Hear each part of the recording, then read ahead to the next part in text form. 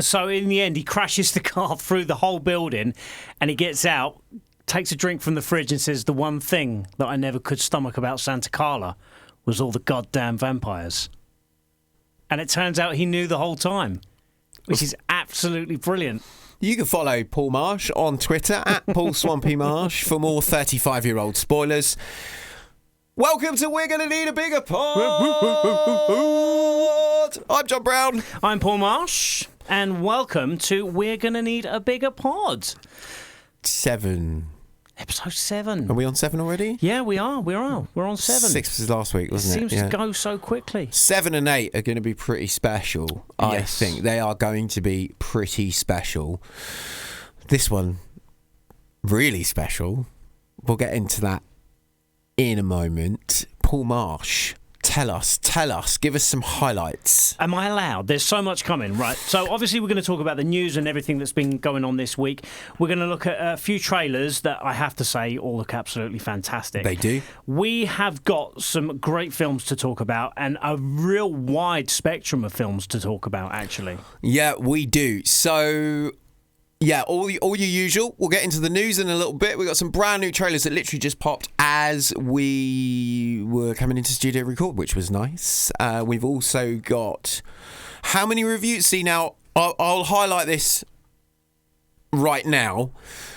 I've been busy working on 2 other very special projects, which you'll all hear about very, very soon. So Paul has been the best supply teacher ever and sat through what feels like a dozen movies, but it's actually how many? I think since last Friday, I think I've seen about 8 films. Yeah, you've seen a lot. So in reviews, we've got, 6 this week in reviews in the end? So we've got 5 in cinema. Yeah. Got another one in streaming, and then we got more in Blu-ray and DVDs. Yeah, so we'll have reviews for you from cinema, Blu-ray, DVD, streaming, 4K, you name it, we've got it. Plus, and also, haven't we got some other people on the show this week? Yeah, we've got some people on the show. I think they're famous, apparently. Apparently so. According to the most brilliant guest interviewer this week, Steph Hitch, who is amazing, and we love her because she's awesome. She was very busy at the Corinthia. She was busy at the Corinthia Hotel in London last weekend, speaking to none other than, roll call please, Paul. Right, so she caught up with Michelle Rodriguez. Mitchell Rodriguez, a bit of a geezer.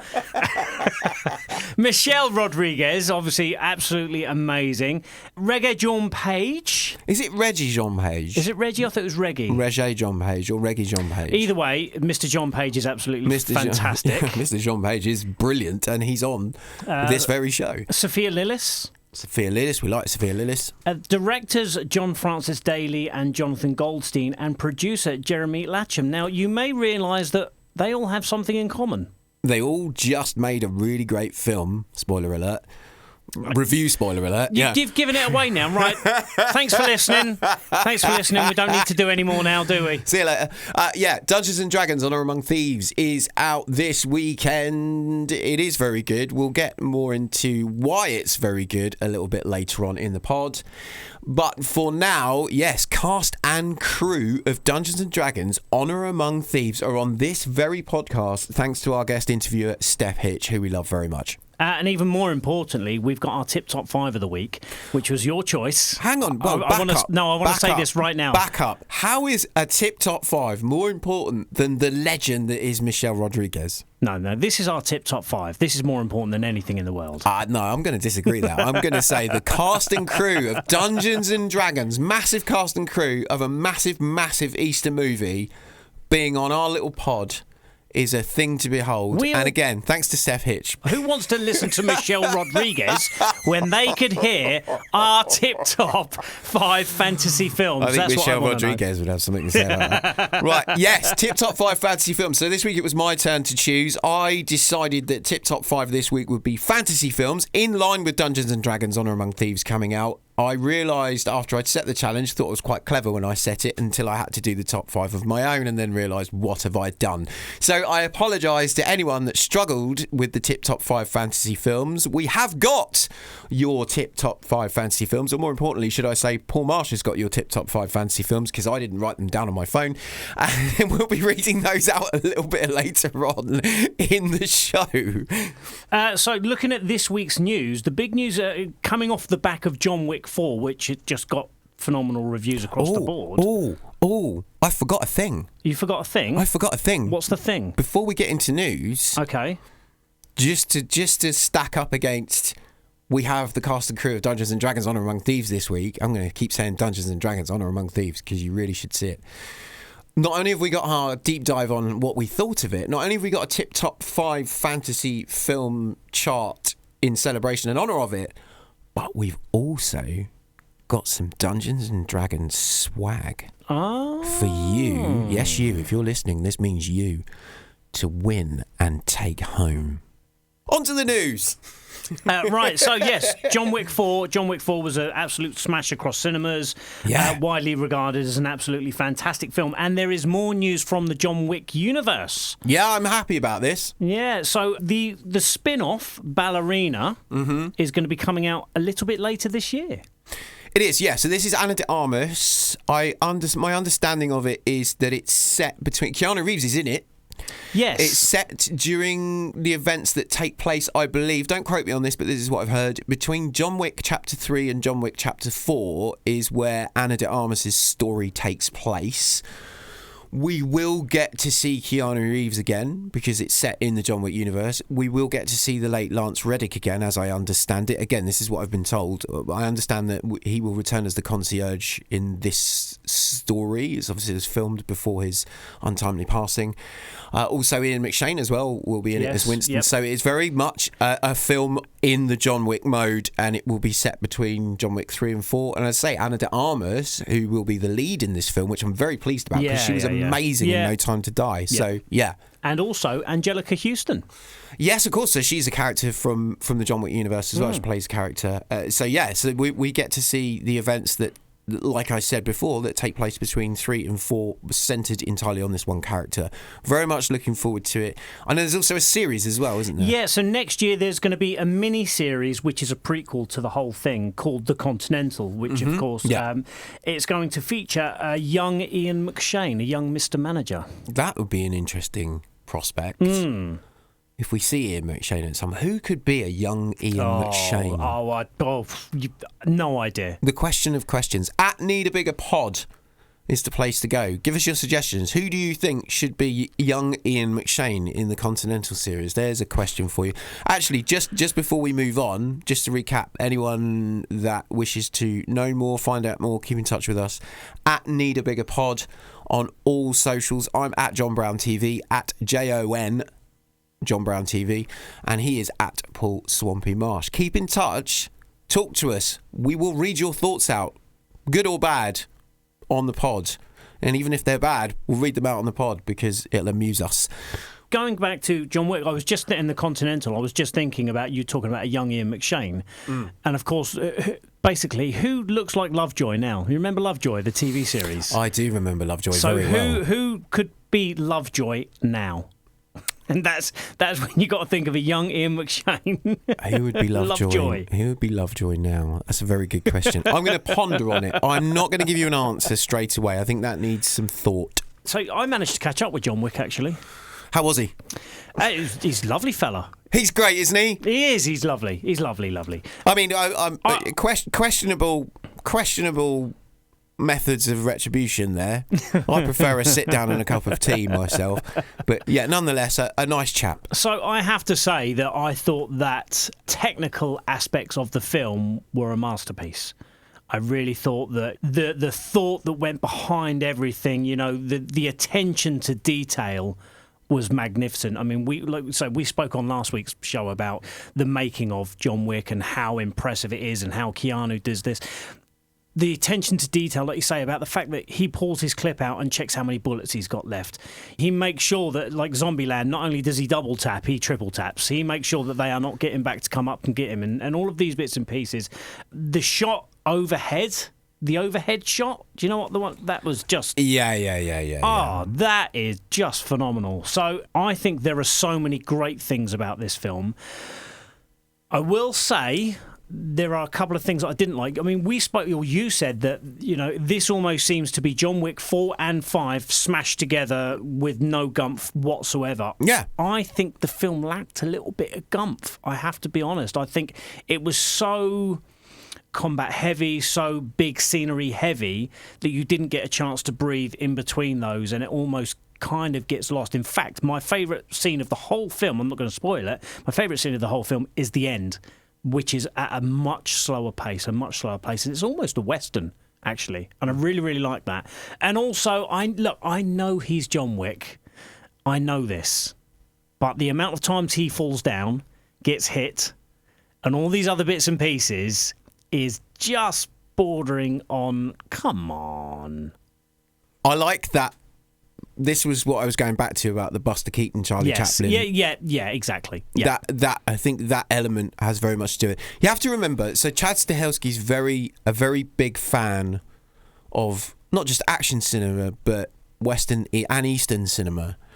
He's a very big fan of, you can tell through, especially in this one more than ever, his love of Japanese cinema. Yeah. Very completely. much so. Anime as well. There's a lot of anime referencing in there, which I really, really enjoyed.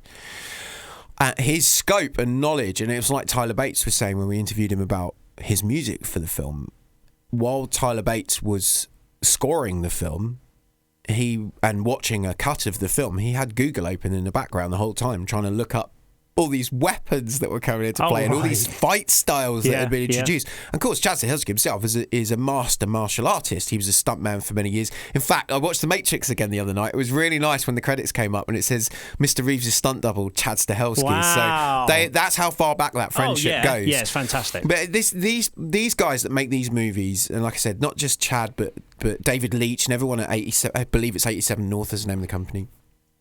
They get it. They understand stunts. They understand fights. They understand the martial arts. I think they're the best people placed to make this kind of film because they know better than anyone. Mm-hmm. But it also means the stunts and the practicality of it is on a high and CGI is on a low. Listen, that side of it is next level, is 10 out of 10. Don't think I will ever see it better. Artistry. It's just amazing. Like I say, I have the tiniest of little quibbles, and that is my own little quibble. But what I think is, John Wick 4, Scream 6, Creed 3, all the other sequels that have come out recently, there have been a lot of sequels. They seem, Fast and Furious is the perfect kind of sequel. They each one, they have to get bigger and better. And this is what's happened with this John Wick. It is just huge. Everything, including the kitchen sink thrown at the wall. Yeah. And most of it sticks, I have to say, which is, I think, why we were leaning into a very high score. I think it's deserving of that high score. I think other movies that have got to 4 have not been so good. I'm very impressed with it. And I'm glad that all of you are enjoying it as well. Had a lot of feedback on it.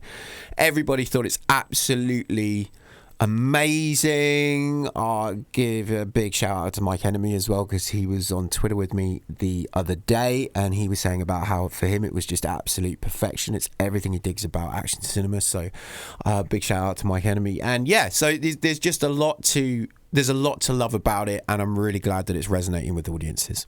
Now, last week we were talking about The Little Mermaid.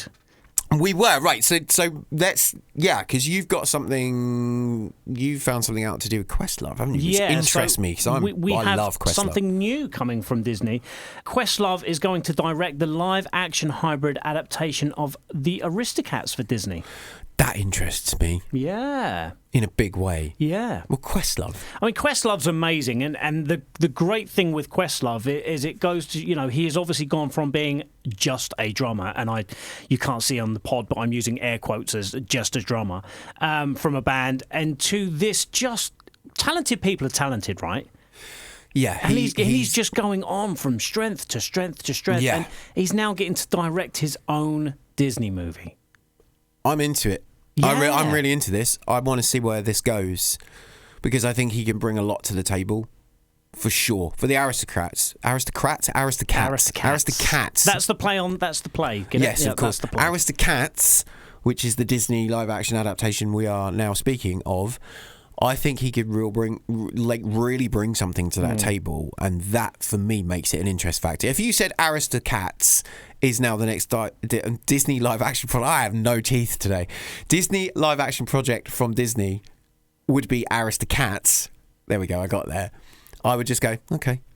But now you're telling me Questlove's going to direct it. I'm like, right, now you have my interest. Absolutely. So, for sure. Yeah, we're rooting for that. What else? We're going from a genius to somebody who is questionably a genius. John Wick Chapter 4 is in cinemas now, by the way. Go and check that out. Tommy Wiseau is back. Tommy Wiseau. Tommy Wiseau. Oh, Tommy Wiseau. Tommy is back. The man behind The Room, one of the most talked about films in decades and decades and decades, for the right and the wrong reasons. Have you ever seen it? No, I've never seen it. It's possibly the worst film ever made. In fact, I'm pretty certain it is the worst film ever made. I've seen the same clips that we've all seen, is what I've seen. He's aware, right? He's so aware that he leans into it, and bless him for doing so. He really leans into it. And so we've had the movie about the movie. Yes, yeah, of course, yeah.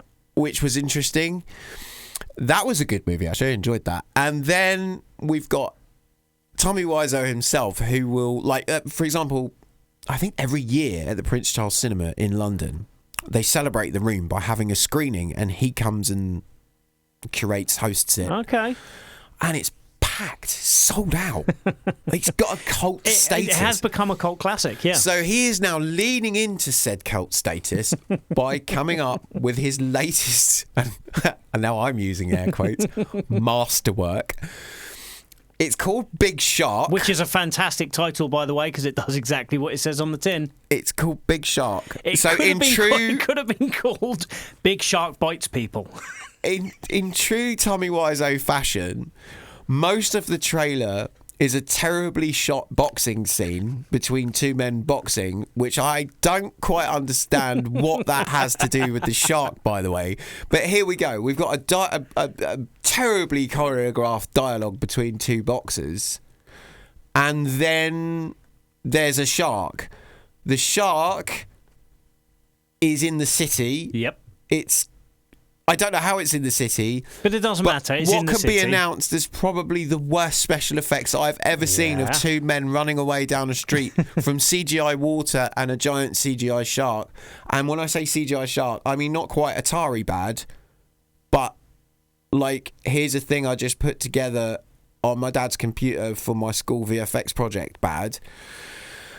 It just looks absolutely terrible. And my question is it absolutely terrible on purpose? Has he realised that his famosity, his stardom, his brand lies in terrible filmmaking, and he's just lent into it? That's my question. He's going to get paid. Doesn't matter how good or bad this movie is, he's getting paid. Well, I don't know how much, because if he is, he's not spent it on the film. No. Or the poster, by the way, which also looks equally as paint and... Not even Photoshop. Oh, it's just awful. The whole thing is awful. Do you know what the worst part about all of this is? I can't wait to watch it. That's the point, isn't it? That's the point. He knows. He knows out of morbid curiosity, we're all going to watch it anyway, just to see how awful it is. And can I just say, the best thing about this is going to cinemas. It is. It's in theatres. It's not going direct to TV. I don't know. It's not a VOD. It is going to cinemas. I think, honestly, it will go to select theatres. I don't think it will go to every theatre. Yeah. I don't even know if it will make it here on cinema. I kind of want it to. I want to see how this pans out. Can you imagine when it comes to view? And for example, at the moment, Dungeons and Dragons, you look at the viewing times and it's 10:45, 11, 11:30, 12, 12:45. Yeah, no. Tommy Wiseau's Big Shark showing at 10:30, 10:45, 11 o'clock. Yeah, well, there'll be enough time to watch it, in between each showing. It'll be that long. No, I mean seriously. I think it'd be nice to see. I don't honestly. Would I want to see it on a big screen? I don't think I care. But there's a part of me, because obviously I saw the movie about him. Yeah. That was a massively With the produced Francos, Hollywood, right? with a Hollywood budget. That was a proper film. Yeah. It's weird, isn't it? How the film it's based on is awful. The film about the film was actually very good, even though it recreates a lot of the film. It's like a film within. It's like a remake of The Room within a film within a film. It's like a film about the room, but the room is kind of remade before your eyes in front of it. Anyway, it's a very interesting film. You should check it out. But then this, I don't know, do I want to see this on the big screen? I just don't care. But I care enough to be curious about it, to want to at least see it. So if anyone listening right now is responsible in any way for Big Shark's release, please invite us, or at the very least, give us a screening link. Because I am curious about it. Tommy Wiseau, by the way, is a genius. When you think about it, he's a genius. Because he saw where this was going, and he fully lent into it, like Sharknado style. Sharknado is fully aware of what it is, and it leans into it. And I think that's his genius. He knows he's terrible, and he's made a career out of that. And yeah, I mean, and someone said to me, "Oh yeah, and taking the mickey out of him now." But you know, if he came on your show, and no, bring him on. I'd love to talk to him. Guy's a genius. Like I have a modicum of respect for him because of that, you know. So yeah, bring him on. I'm all up for it. So Big Shark, and by the way, they kind of dropped this trailer a week or so ago, and it's coming out this month apparently. Yeah, very soon. Yeah, it's coming out in theaters in the States. So I don't know about here yet. We'll update you as we know. But it's actually coming out. Sorry, in April. It's due April in theaters in the US. Do let us know if you're in the US and you get a chance to see it. You see it before us. Do let us know at Need a Bigger Pod. Is that all the news for this week? That's the news for this week. Going to look at the trailers now. Yeah, give me the trailers. So a final trailer for Renfield, which is a film that, again, like we mentioned this with 65, it's one of these films that I really, really hope is going to be good because I'm really, really into it.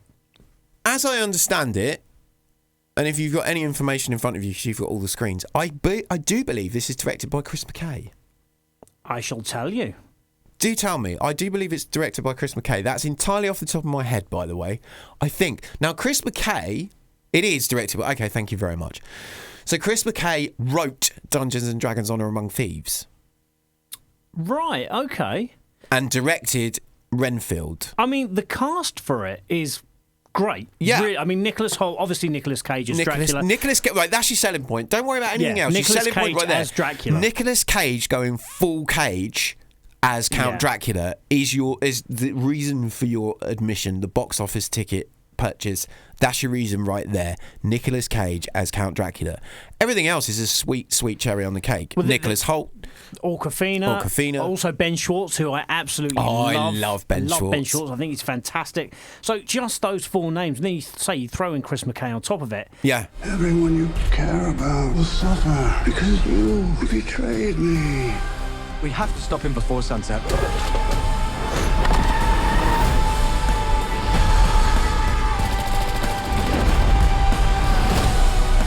I am enough. I deserve happiness, and I take full charge of my life tonight.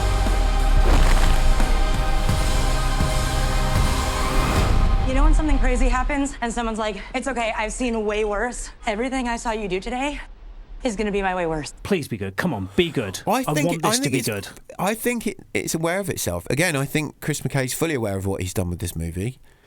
And I think if I know anything about Chris, which I know a little bit about Chris, through some people that have worked very hard for him in the past, he will just have a riot with this.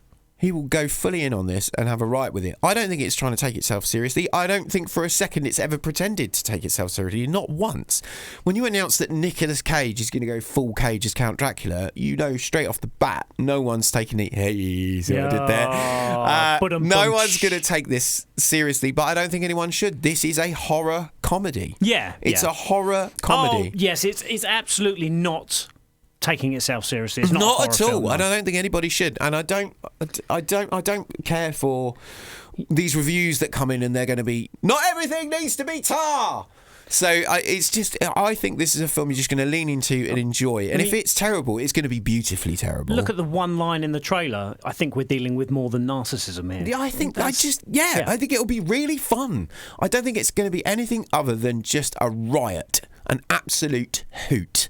And I am all the way in for it. It does. When's it due? Renfield, it's due any minute, I think. Renfield's due in April. April 14th. April 14th. So there we go. You got a choice. Big Shark or Renfield. I think we know where we're going there. We know where we're going there. So yeah, Renfield, final trailer's up now. You can check that out online. There's also a really nice behind-the-scenes featurette which you can look at as well with Nicolas Cage and the cast and crew.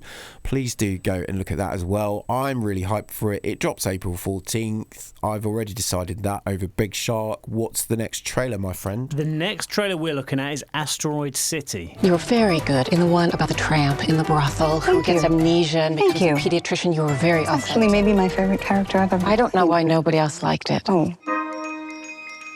What do those pulses indicate? What? Oh, the beeps and blips? We don't know. Some of our information about outer space may no longer be completely accurate. Anyway, there's still only 9 planets in the solar system as far as we know. Billy? Except now there's an alien.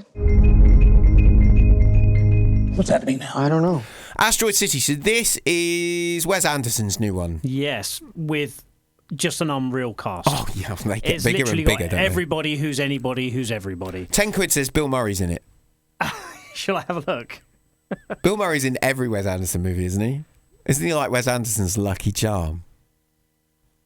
He's not. Is he not in it? He's not in this, as far as... I mean, he may have a cameo, but he's not listed. I reckon he will show up. He's never not in a Wes Anderson movie. So, just very quickly, I'm just going to rattle these off. So we got do it. Hong Chow, Hope Davis, Tom Hanks, Margot Robbie, Sophia Lillis, Scarlett Johansson, Bryan Cranston, Willem Dafoe, Adrian Brody, Steve Carell, Ed Norton, Jeff Goldblum, Tilda Swinton, Maya Hawke, Matt Dillon, Liev Schreiber, Rita Wilson, Jason Schwartzman, Jeffrey Wright are all in this film. Jarvis Cocker. Jarvis actual Cocker. There we go. Asteroid City, the new one from Wes Anderson. I don't think we really need to go too deep into this, other than there's a new Wes Anderson movie coming and there's a trailer and a poster available now. When's the movie coming, though, Paul? The movie is coming 23rd of June. 23rd of June, that's a summer release for the brand new one from Wes Anderson. More on that as we have it. I'm quite excited for it, actually. I'm all right. Do you know what? Some people don't get him. Some people absolutely adore him. And some people just really enjoy his movies. I think I fit in the middle there. I quite enjoy his movies. I think they're beautifully weird, but they're my speed in that respect. And very talented, brilliant filmmaker, Wes Anderson.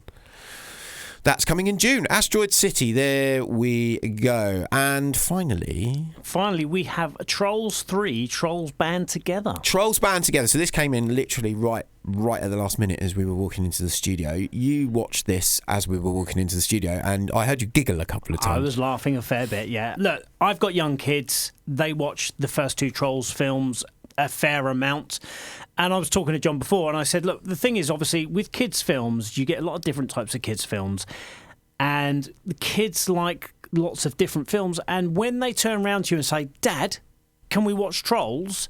That your first reaction is not to go, oh, God, no, I really don't want to watch this. You can't say that with anything. Your first reaction is, yeah, don't mind that. It's got some great songs, it's got some funny moments. Yeah, whack it on. Because they're great films. There are films that children will pick out. I got really lucky with my oldest niece because the films she'd pick out were Star Wars, Marvel. Yeah, I've tried with that. My kids aren't there. Amblin. You know, she's been well raised. But yeah, I mean, in general, children, especially small children, will go, can we watch this? Can we watch that? And there's kind of, I feel, 2 lists for a parent. There is the yeah, of course we can list, because it's a film that you would have watched not only at that age, but you'd still watch now at your age. And then there's the, oh my, really? Oh, I don't want to do this again for the 48,000th time. I'm not going to say that out loud because I'm a good dad. But believe me when I tell you those films exist. I'm looking at you, Paw Patrol. Paw Patrol exists for a reason. Yeah, it's and very good. My boy loves it, but I don't watch it with him. I think it's amazing if you're 5. So yeah, the list of things that you will continuously watch over and over again as a parent is short but distinguished. I think there are many. I'm going to say short actually. Do you know what? I'm going to walk back on that because over the years, especially when you hark back to the 80s, there are a lot of really good child-friendly movies from the last 40 years. Some are more questionable than others now, of course, but. Yeah, and Trolls is definitely on that list. Yeah. It is a film. It's very watchable. It's got lots of rewatch factor, especially the first one. The music is always fantastic. And that really is the best bit about the whole thing. I mean, yes, it's funny. Yes, the acting is great.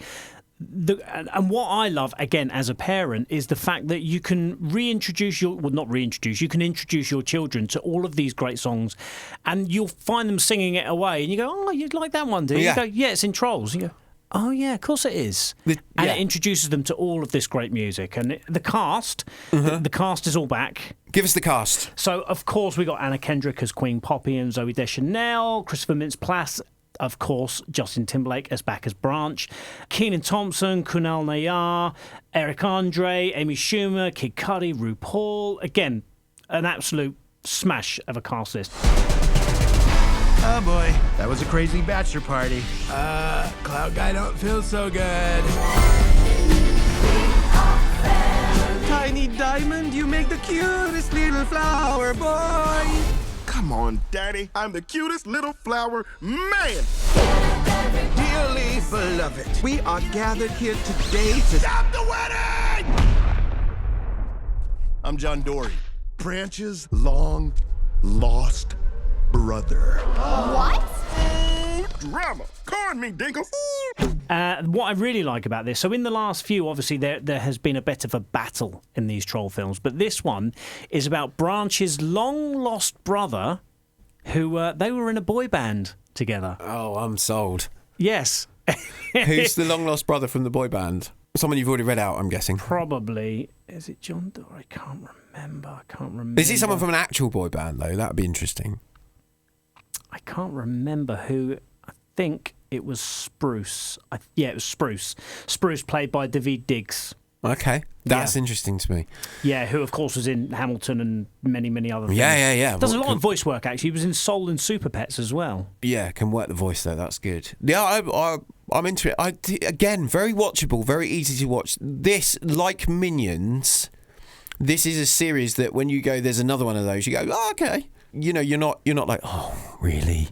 Absolutely in on it. They're so easy to watch, and also they're so very well made. And they do transcend, I think, not just children. I think adults can quite enjoy watching them. I really like the first one, I'll be honest with you. And Justin Timberlake's songs, they're still... especially was it the first one? Second one with... first or second had Can't Stop the Feeling. Can't Stop the Feeling. That song still... I mean, we still play that. We still play it here on Express. On the radio, yeah, for sure. So that, all for it. Doubling down on, definitely thumbs up for that. Looking forward to it. Trolls Band Together. That is coming when? That is coming... I literally just had it up. It is coming on the 20th of October. 20th of October, so looking more to the autumn for that one. In cinemas as well, which is nice. Okay, trailers done. You want to see any of those trailers? Again, just to recap, Big Shark, if you're really curious, and also Renfield and Trolls and Asteroid City, all online and available for you now. Right, looking at our cinema quick listings, all of these films are out now. They will. Not necessarily. They will be in a multiplex near you or an art house or independent cinema near you across the country. Do go and check some of these out. Go! So we have The Gallery, Bola, Bede, The Law of Tehran, God's Creatures, Three Colours Blue, The Big Lebowski, the 25th anniversary, Please Baby Please, Blind Willow, Sleeping Woman, and finally Mummies. Yeah, so with Big Lebowski, I can already see that's going to views across the country. So I can give View a big up there, myview.com. I've seen in their listings, they are playing that right across. Other cinema chains are available, of course, and I'm sure they are also playing that. That is a big one, Big Lebowski. That's a classic. One of my favourites of all time. Love it. That's a classic. And I think we've quoted it many times, even on this very pod, where we said, well, that's just our opinion, man. But yeah, so that's...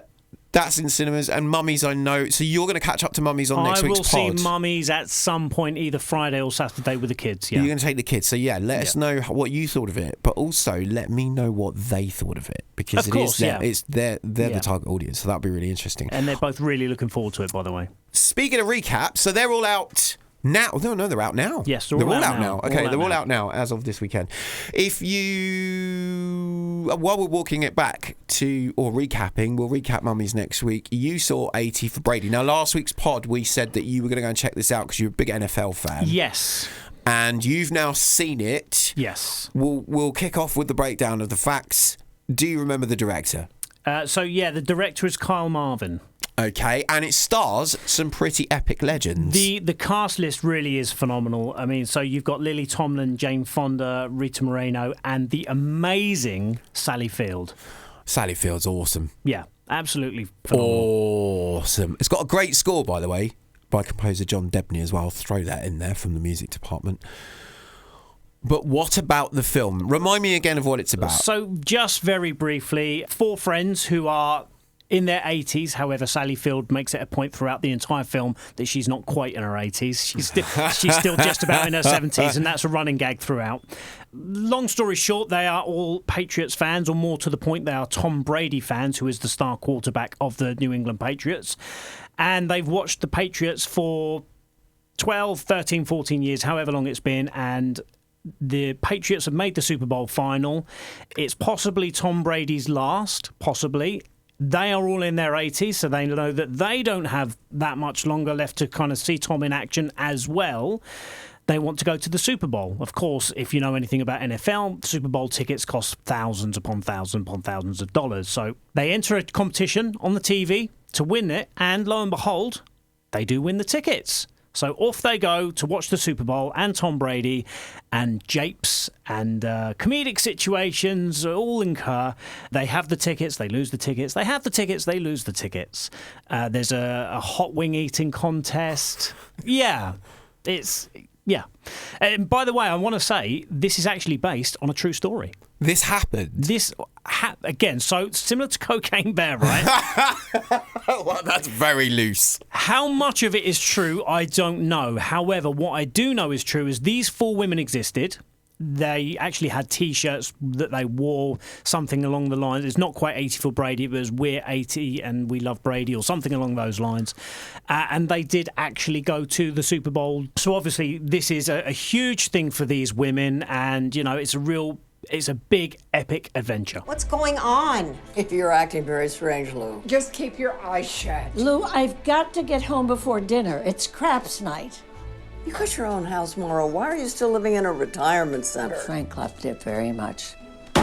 Okay, look. Ooh, I love presents. I love presents. Woo! Oh my gosh, what is happening? I wanted it to be a surprise, but all they had were gender reveal boxes. Who's having a baby? No one. It's not a gender reveal, it's just a reveal. Of what? So look, the cast, like I've said, is absolutely phenomenal. Lily Tomlin, Jane Fonda, Rita Moreno, Sally Field. And I have to say, Sally Field is great in this. I wish they had been in a better film. Oh. Because even their acting in this is great. They are, at the end of the day, they're great actors. That's all there is to it. You don't lose that. I just wish they had been given a better vehicle to showcase that acting. It's not great, and it's very disappointing. They, you know, again, like I say, how much, other than these ladies getting their tickets and going to the Super Bowl, I can't imagine there's a whole lot of it that is true. I think a lot of it in the middle is kind of made up for comedic purposes. But it's just a little bit lackluster. It's a little bit cheesy. I sat there throughout it because I really wanted to like this. Don't get me wrong, I didn't think it was going to be a 5 out of 5 masterpiece, but I thought a good 3 out of 5 that, you know, I could enjoy, and I like NFL and I like all of that kind of stuff. So I thought, I just want to enjoy this. And throughout the film, I just kept thinking to myself, who's this film going to appeal to? And it literally will appeal to a very, very minute, small audience of elderly people who live in America and love the NFL.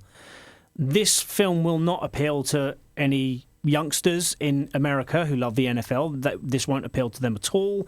This will not, or very rarely will appeal to any older people in the UK. That, I think it has had a lot of interest from the older generation in the United Kingdom, but I think that's got nothing to do with the plot, essentially. I think that's just because of those 4 legacy actresses. Yes, well, I know that this was really promoted heavily as a Mother's Day thing. Take your mother to go and see this for Mother's Day. Now, you can only go with what you know.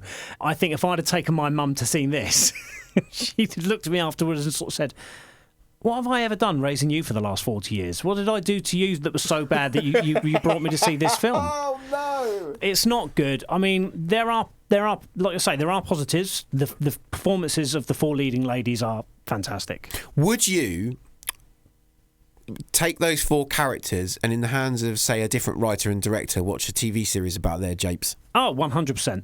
100%. Like a Golden Girls kind of vibe. Yeah, like a Golden Girls kind of vibe, because, again, they all have different characters.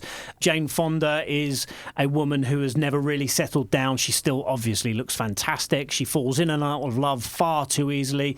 Sally Field's character, her husband is entirely reliant on her 24/7. He's constantly phoning her, I need you to do this, I need you to do that, and she's never given any time on her own. One of the other characters, her husband died, and every time she hears the word divorce, she tears up. She says, oh, it's just a divorce. They're like, your husband didn't divorce you, he died.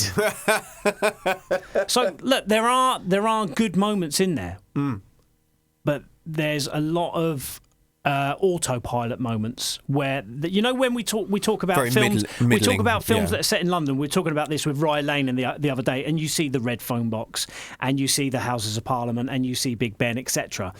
Well, this is an NFL film, and there are a lot, and I do mean a lot of stock footage. Right.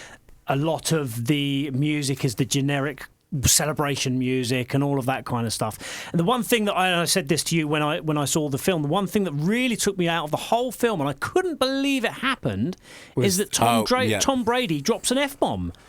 And I thought it was completely and utterly unneeded. So was it coasting along to a PG at that point? Like, you could have quite happily got away with a PG. Yeah, I mean, up until an 80s PG, let's say. Yeah, it seems exactly that, right? So it seems very.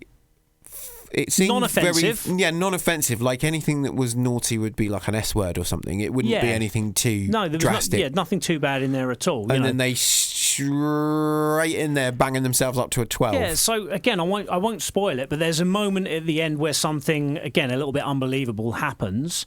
Tom Brady is G'd up by this when they're losing, and he turns to his teammates and he says, "Let's go." And he didn't need the word in there. He could have just said, "Let's go." And I just literally, my jaw hit the floor, and I just thought, what was the point in that? Well, if you brought your nan to see it. You brought your nan to see it. If like you say, if it is a Sunday afternoon inoffensive film that you've got on with the rest of the family, and you got little Timmy and Johnny there, and all of a sudden Tom drops the F-bomb, and you think... This adds credence to your theory that you don't know who it's for. No, I don't believe... But personally, it doesn't bother me if an F-bomb drops. I'm really not going to lose any sleep over it. Yeah. It was just so out of place. Yeah, in the style of it, it's like putting an F-bomb in an animation that's for kids. It's just weird. It's uncomfortably weird. It's exactly just like, why would you do that? Yeah. Unless he actually said that at the time. Who knows? Maybe that was a thing. I don't know, but you know more about NFL than I do. But what I will say is that it looked quite fun. It did look quite fun, but ultimately, we were talking about this in the car the other day, and I said I seem to have developed this now. Maybe it's 40 years of watching movies, but I've developed this knack for looking at a poster, and I know this is the literal description of judging a book by its cover, but I can look at a poster and go, that looks like a 3. Well, like I say, that was what I was expecting. I was expecting a 3, and I have to say, it doesn't get a 3 for me. It gets a 2. Oh. Yeah. It gets 2 stars. So some good. Is it well shot, well edited? All that particulars. All those particulars. My English is terrible. Literally paint by numbers is what it is. It's unfortunately middle of the road. Yeah. There's some great little cameos in it. Obviously, a lot of people from American TV, a lot of sports stars, and various other people like that. A lot of nice little cameos.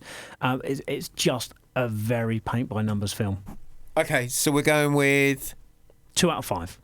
80 for Brady. In cinemas now. Paul Marsh says 2 out of 5. What's next? Right, so coming up next, we've got a documentary called In the Middle. In the Middle. Now, just to recap my point from earlier in the pod, I've been distracted. Distracted's a good word, but I've been immersed. I think immersed is a better word, isn't it? In 2 other projects, which you will find out about very, very soon. Hopefully, by the time that you've received this pod, you'll know about the other 2. But nonetheless, what that's meant as Paul has stepped in as film critic supply teacher and made sure that he's seen everything for this week's pod. So we're going to literally kick off with this, because that's a nice football pun, isn't it? There were 2 really good football films in, one of which is on Blu-ray, which we'll talk about a little bit later, and one coming to cinema. It's quite short, as I recall. It's like an hour and 10 or something, isn't it? Yeah, it is, yeah. It's called In the Middle. You watched it. I gave it to you because you are our resident football expert. I know nothing about football. You do. Tell me all about it. I was just thinking how great an analogy it was, you calling me the supply teacher, because the supply teacher is generally not quite as good as the real teacher. Doesn't really know what he's doing, but gets through to the end of it eventually. Well, if the cap fits, mate. Yeah, real. I won't have you judge yourself in such ways. Real good analogy. I like that one. So, In the Middle is a documentary about referees, which, of course, as we all, if you are a football fan or any kind of sports fan, we all know that referees are the hated man in the middle that makes all the decisions that we don't always agree with. Okay, I know that much. Yeah. Yeah, but so basically, this is a documentary, and it features, if I had to guess, I'd say roughly somewhere between 8 and 10 referees.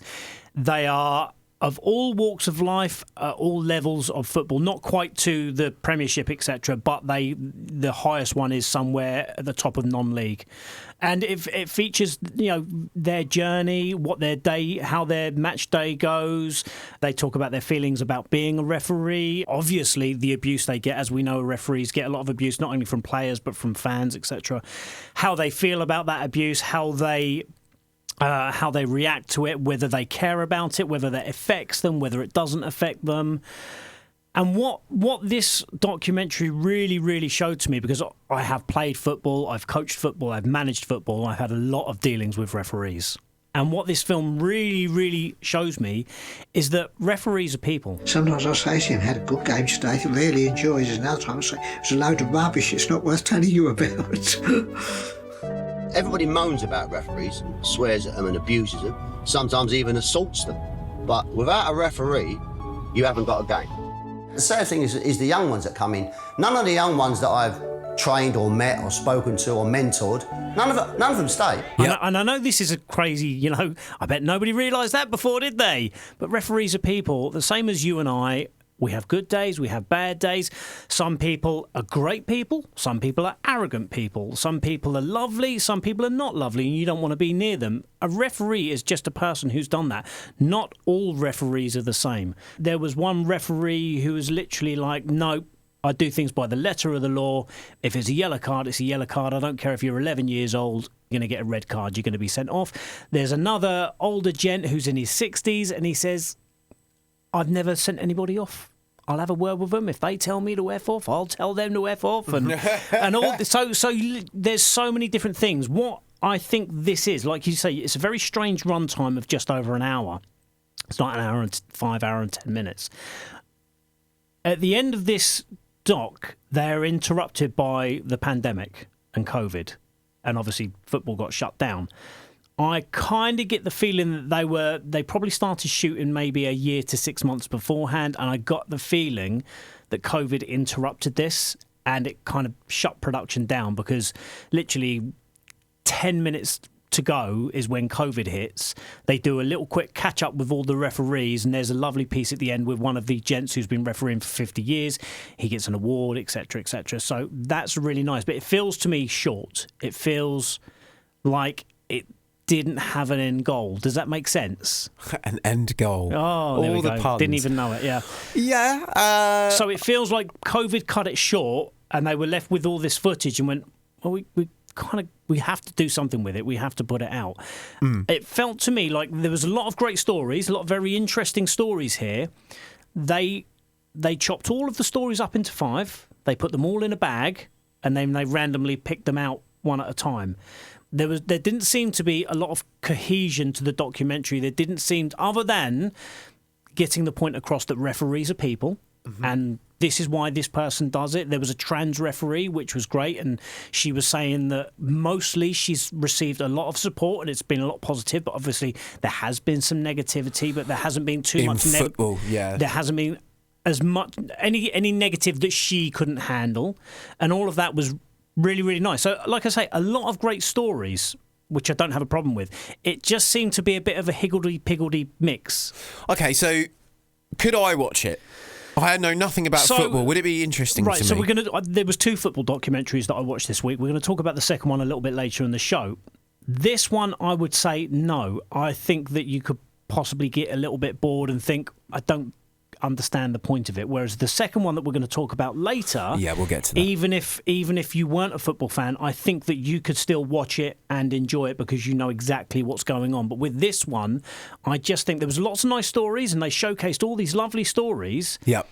So it's well made to a fault, like the in terms of the research and the filmmaking and the footage and everything, the way it's cut, everything that goes into and the effort put into it so far is very good. You just feel it's not finished. It almost feels like half a product to me. It almost feels like, where were they going with this? What were they doing? And then obviously when the pandemic hit and we had the lockdown and they weren't allowed to go and do the thing they love. Yeah. They got to talk about that at the end, which kind of they felt they had their end, because it was, look how much we miss football, look how much we miss refereeing when we're not allowed to do it. And that was kind of like its natural conclusion. But obviously that wasn't planned.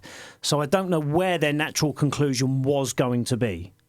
Okay, that's interesting. But what you saw of it, you enjoyed? Yeah, again, because I'm a football fan, because I've had a lot of dealings with referees in my time. That's why I gave you the movie.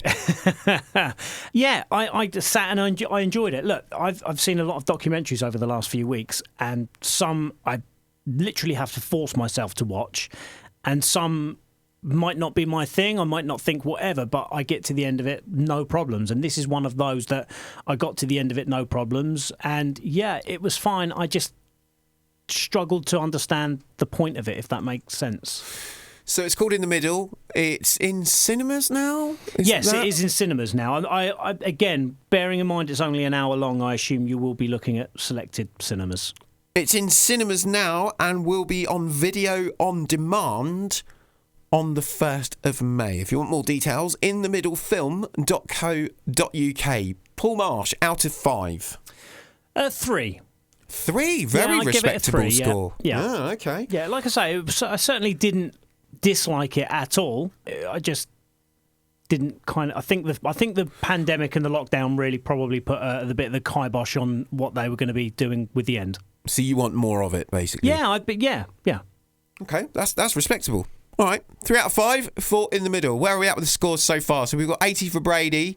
2 out of 5. 2 out of 5. In the Middle. 3 out of 5. 3 out of 5. Ooh, what is next, my friend? Now we're moving on to another documentary, and this one is called Riotsville, USA.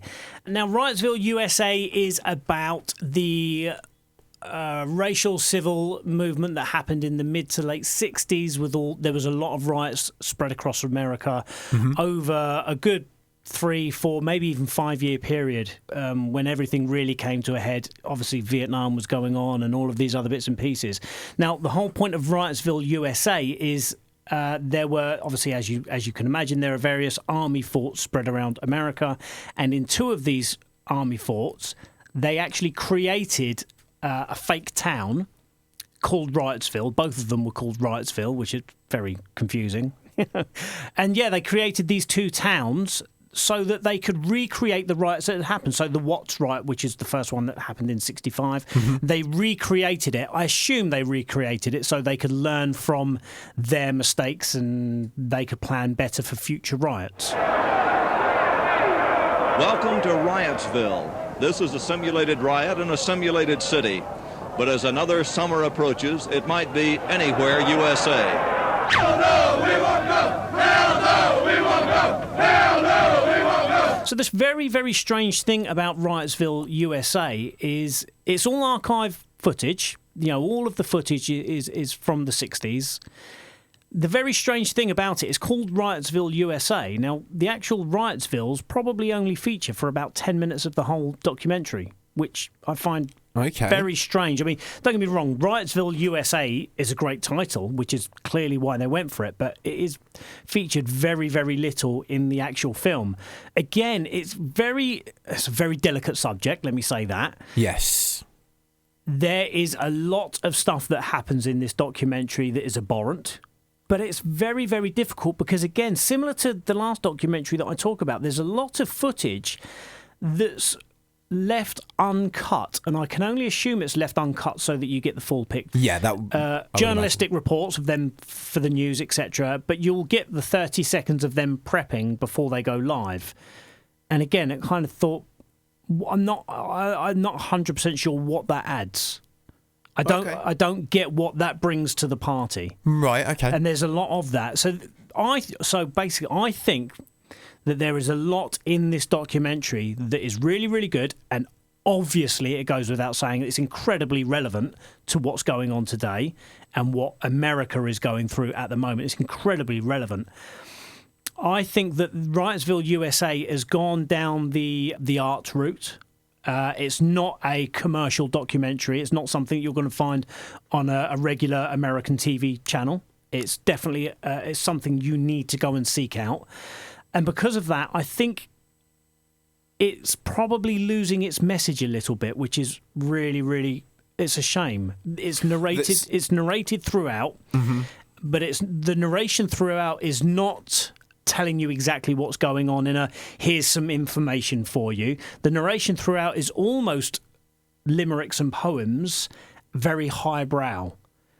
Yeah, so it's artistic in its nature, but Yes. I think so. What you're essentially saying is it deserves to be seen by a much wider platform because the message within it is so powerfully impactful and important. That's what you're getting at. And again, so there was a committee set up full of middle-aged white men, as you know, we're talking America in the 60s. Oh, this again. Yeah, committees set up full of middle-aged white men, and they were asked to look into the riots.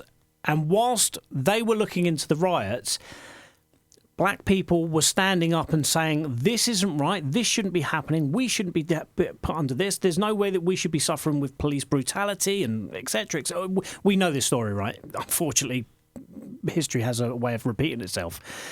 And they were arrested and thrown in jail for it. And now, eventually, like a year later, this report comes out that says all of the same stuff that the people have been saying for the last 2, 3, 4 years. And it's sort of not celebrated, but it's accepted because it's come from a group of middle-aged white men. The injustices and the inequalities is absolutely a madness. Yeah. But like I say to you, so I'm really trying not to talk about the issues because we know what happened. We know what is happening. We know that it's abhorrent and disgusting and it needs to end. So I'm really trying to sort of No, but what you've done, actually, no, that's documentary. fine. Just not to take away from what you're saying, and I'm not going to try and pep it up a little bit. But what you've explained to me actually has made me very interested in the film. You've made me very intrigued by it, and you've made me interested in learning more. Yes, and again, we won't shy away from the fact that what goes on, especially during these events that take place, is horrific and abhorrent. But, as you say, I think the importance of the film's message is one that should be seen by as many people as possible, by the sounds of it. Maybe. I think there's a lot of footage in there that, yeah, I agree, should be seen. I think the message is there and should be heard. However, I think the way that the film has gone about it is not the best way to get it seen by the masses.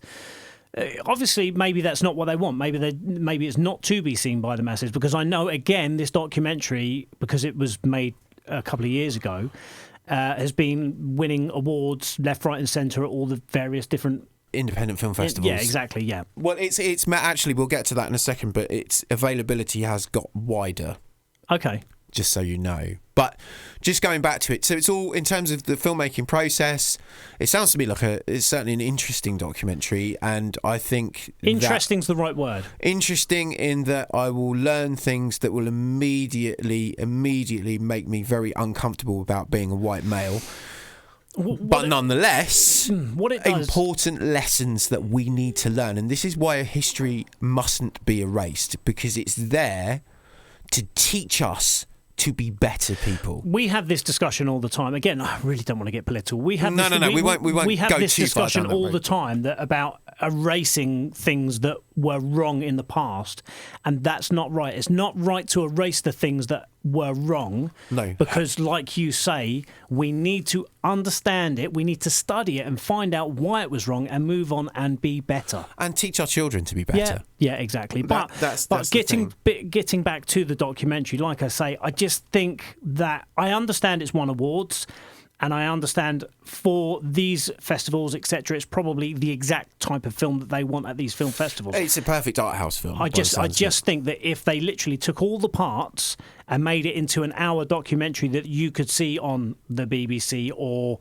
an American channel of the same, it possibly could be very, very hard-hitting and very, very helpful and really make a difference. I just don't think it's going to reach the audience that it could deserve because of the way that it's structured.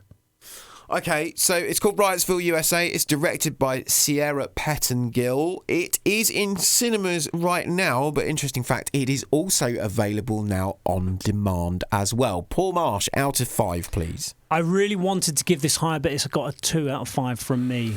And the 2 really is because of the subject matter of how important it is.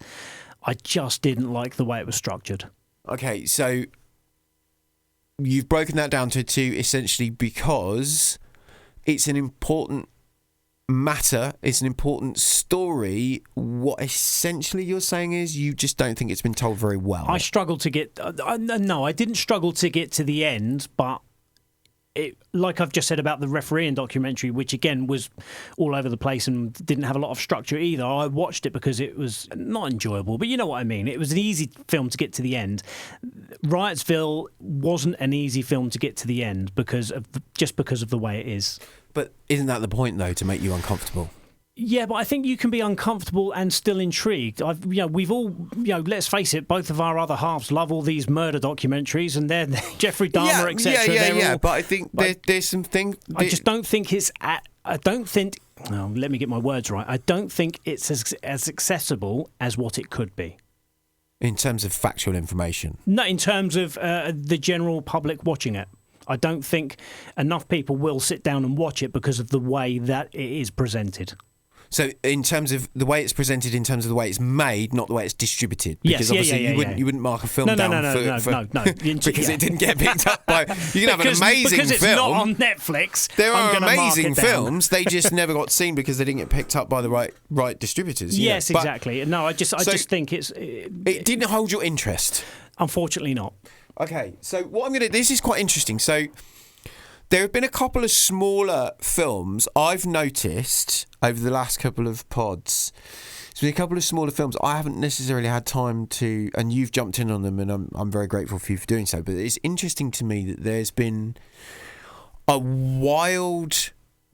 very wild gap between what you thought and what other critics felt.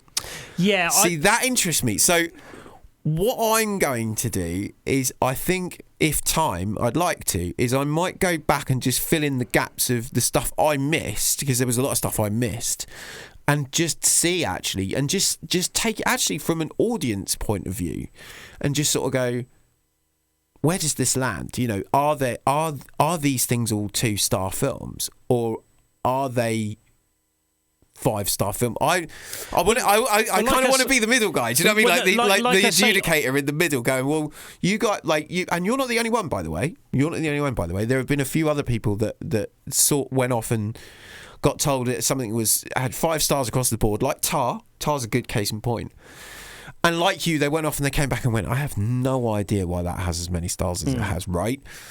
And then I look at it, I'm kind of in the middle, because I'm not leaning all the way over that side with the 5-star mob because I'm kind of like, it wasn't that good. But then I'm also not all the way over in this corner here going, it's not that bad either. So sometimes I end up in the middle, which is why Darren always takes the mickey out of the amount of splinters I've got from that fence I'm sitting on. But I'd quite, because there's a few of these movies that, even though some of the movies you recommended, by the way, I've been really interested in now, like going in and seeing, because you were quite lit up by them. And I know there's one coming that we're talking about on DVD. Yes. Now, I have no interest in football, but you've already got me interested in that movie, which we'll get to.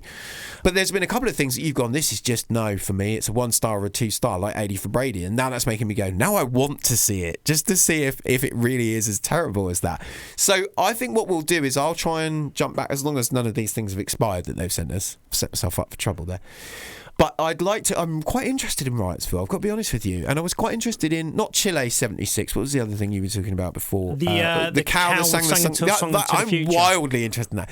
So I will catch up with those. We'll maybe recap those along in future pods. I'd quite like to just recap the smaller films, because I kind of feel like I'm missing out on the smaller stuff as well. I know you've been deep diving that. And again, I'm very grateful for you doing that, because you're a machine. You are a lean green. He's literally wearing green. He's a lean green screening machine, and I love him for it. Right, so that's Riotsville, USA. We've talked about that. It's on demand. It's in cinemas. You're going with 2 out of 5 as your final score. Yes. Okay, so 80 for Brady, 2 out of 5. Riotsville, USA, 2 out of 5. In the middle, 3 out of 5, which brings us to Little Eggs, The African Adventure. So this is from, who was this? I'm trying to remember the studio now. It was a smaller studio, wasn't it? It's a Mexican film. Yeah, so the point of this I was driving at is this is an animated feature, isn't it? But it's an animated feature from a smaller studio. Yes, so directed by Gabriel Riva Palacio Alastire. I really should, read these before speaking. You're getting there. You're getting there. And Rodolfo Riva Palacio Alastire. I assume it's brother and brother, I guess. Cousins, maybe. They have, or maybe, just coincidentally, they have the same surname. Maybe. Do you want some tougher boots for that slippery slope you're on? Yeah, it's ridiculous, isn't it? Can we cut and go back, please? Anyway. No, that's staying. It's directed by Gabriel and Rodolfo. You can say it again when you like. That's staying. And I'll wait for you to finish. Go on. Tell me. Give me the synopsis, and then we'll run your clip. Well, so we were talking a couple of weeks ago, literally about kids' films, and we were saying how there's not enough kids' films aimed at smaller kids. Like my boy's 5. There's not enough films aimed at, I don't know, under 8s, something like that. I can't remember. We did mention this briefly. We had a long form conversation, but I think a lot of that got cut. Okay. Because it was essentially me ranting and raving about people on Twitter, so I just went no. But yes, there was, I do remember in brief, we had a conversation about the need for more younger children. Yeah. Not obviously we've got Mario coming, and we've had other stuff. We've got Mummies. But there are films out there that small people aimed. Yeah. There are probably 12As, and we were talking about Shazam is I think where it came from, and saying that this is probably not going to be a film for small children. No. However, Little Eggs, The African Rescue, is exactly a film for small children. I watched it with my kids, as I do with all of these cartoons that come through, and they both really, really enjoyed it, which, is absolutely the main film. So this is a series. I've only seen this one, I'll be completely honest with you, but it is a series that's been out in Mexico, and I would assume America, where it's a farm and all the eggs are living, talking things, and they have eyes and mouths and legs, and it's an animated thing. I'm glad you capped that off with it's an animated thing, because that was going like down a weird, creepy horror path that I was almost into for a moment. And then there is two chickens do what two chickens do when they get together, and mummies and daddies. How did you just make the first part of that description of a small children's animated film sound like horror, and you just made the second part of this small children's animated film sound like porn? Like, explain a small children's film badly. Award winner for this week is Mr. Paul Marsh. Yes, we've got poultry porn. And eggs you wouldn't leave with your baby. Wow. Has it just got really hot in this studio? Wow. Or is it just me? So there's an Easter theme here. Not a good Easter bunny, not the one with the knife and the terrible teeth. Anyway, just to reiterate, because my colleague seems to have delved into the realm of wanting to write adult... Like, have you called... Is this a Ty West movie? Lovely Ty West. You know. And breathe. Okay, so... Woosah. Tell me again about this small children's animated film. I'm not doing it again. Come on, recap it. Right. There's two eggs. I know where you were going and for. And the eggs have been You were trying to explain it as if you were explaining it to your children. And it just came across as right, let's get to the bones of this. There's two eggs and they're golden. They come out and they're golden. There's no explanation of why they're golden, but these two eggs are golden. And the lady that owns the farm enters these two. They have, same as everywhere. You've got these little. Enters the chickens. No, this is going down a real dark avenue that I don't want to go down. Oh, it's so clippable though. The studio will be so happy. It's like any publicity, man. It's good publicity. Do it. Go on. So she enters these two eggs into you get your village competitions where you get best marrow and all of that kind of stuff. Yeah. So she enters these two eggs into this best looking egg competition, and of course they're golden eggs, so they absolutely win. Now throw into the plot Cruella de Vil type character. Of course. Now it's her job to find the best eggs. And there's a random resort in the middle of Africa where all of these rich people go. I did wonder if we were going down the menu kind of thing, and I did wonder if we were going down there. You got back to horror. And she takes these eggs. So we've got a crocodile egg, we've got a lion egg, and so she's got all of these different eggs. A lion egg? That's not right. Lions don't make eggs, do they? But anyway, you understand where I'm going. All of these really exotic eggs. I have no idea what's going on right now. We've lost the plot. I've lost the plot. Keep going, though. Keep going. It. Just keep going. We'll cut it all later. You'll probably hear nothing of this. No, none of this is getting cut. None of it. Keep going. So she takes all of these not foreign, that's the wrong word. She takes all of these exotic eggs to this... Foreign eggs! It's the best one ever. Never ever walked out of a podcast before, but I'm so close. No, keeping all of this. This is the best thing ever. Keep going. She takes these exotic eggs to this resort in Africa where these rich people go to have rich exotic food that they can't get anywhere else in the world, apparently. Is Ray Fiennes in it?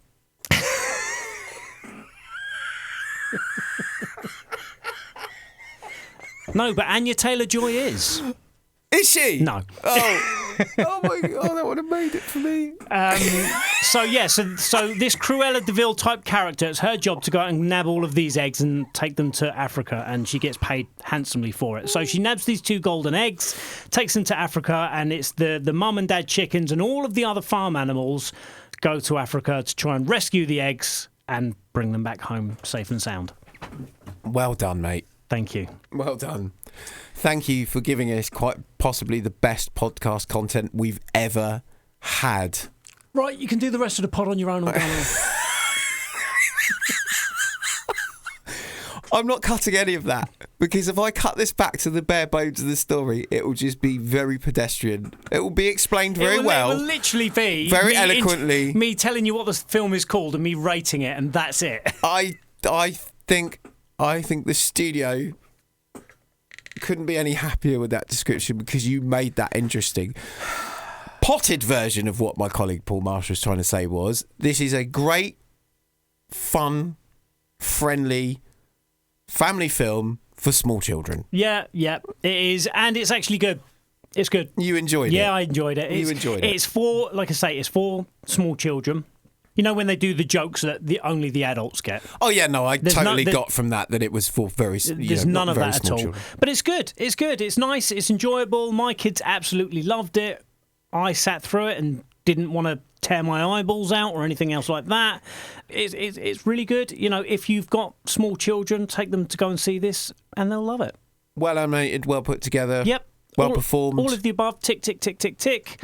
Yeah, it's not going to win you animation of the year. It's not going to win like the Oscar for animation of the year or anything else like that. Never know. It might be best foreign. Is it foreign language film? No, because obviously my kids wouldn't have watched right, it. I was going to say you got them to sit through that. My 5-year-olds can't read subtitles. No, but if your 5-year-old was interested in foreign language film, that's a good thing because that means he's broadening his worldview at 5. No, it's all dubbed. But yeah, it's good. It's enjoyable. My kids loved it. It'll get the thumbs up from me. Go and see it. I would give it a 3 out of 5. 3 out of 5. So that's called, is it Little Eggs? Little Eggs, the African Rescue. Although what I will say is the title does change from country to country. So. Okay, that's fine. But that is in cinemas. Excellent. Yeah, all right. That's gone cinemas. Excellent. Oh, excellent. Geez. 3 out of 5 from Paul Marsh for Little Eggs. So let's recap because we got one more to go. So 80 for Brady, 2 stars.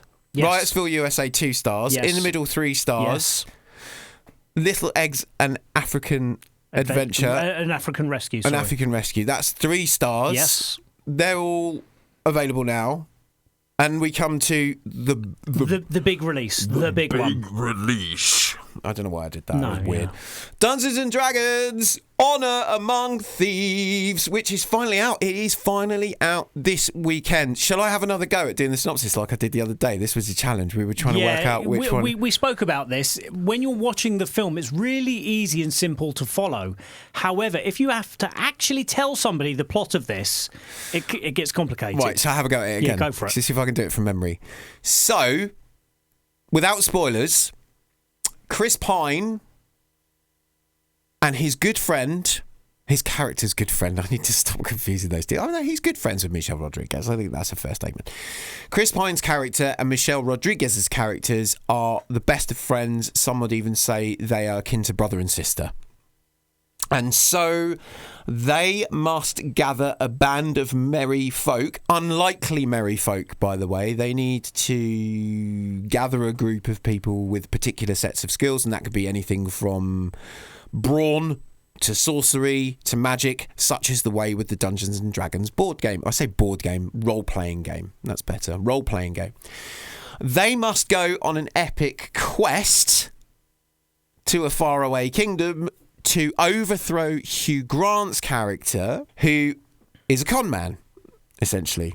I say was a con man, still is a con man. Hugh Grant's character is an old friend of theirs, turned enemy, now somehow in charge of an entire kingdom.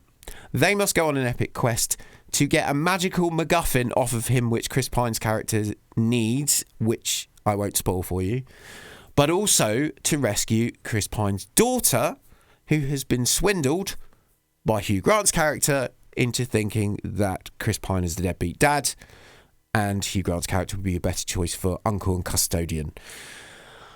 Meanwhile, while all this is going on, an emerging, I said this to you the other day, didn't I, almost satanic evil is rising.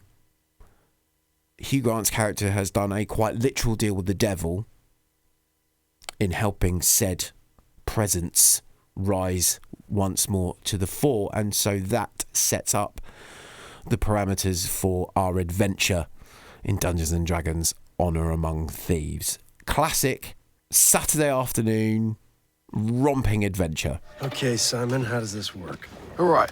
Once the dead man is revived, we can ask him 5 questions, at which point he will die again, never to be re-revived. Why 5 questions? I don't know, that's just how it works. Seems arbitrary. Can we get on with this, please? Right, yes. Perlamon Tergatis. Maybe I'm not saying it right. I wasn't scared, nearly startled. Here we go. Were you killed in the Battle of the Everhorse? Yes. Great. I mean, not for you.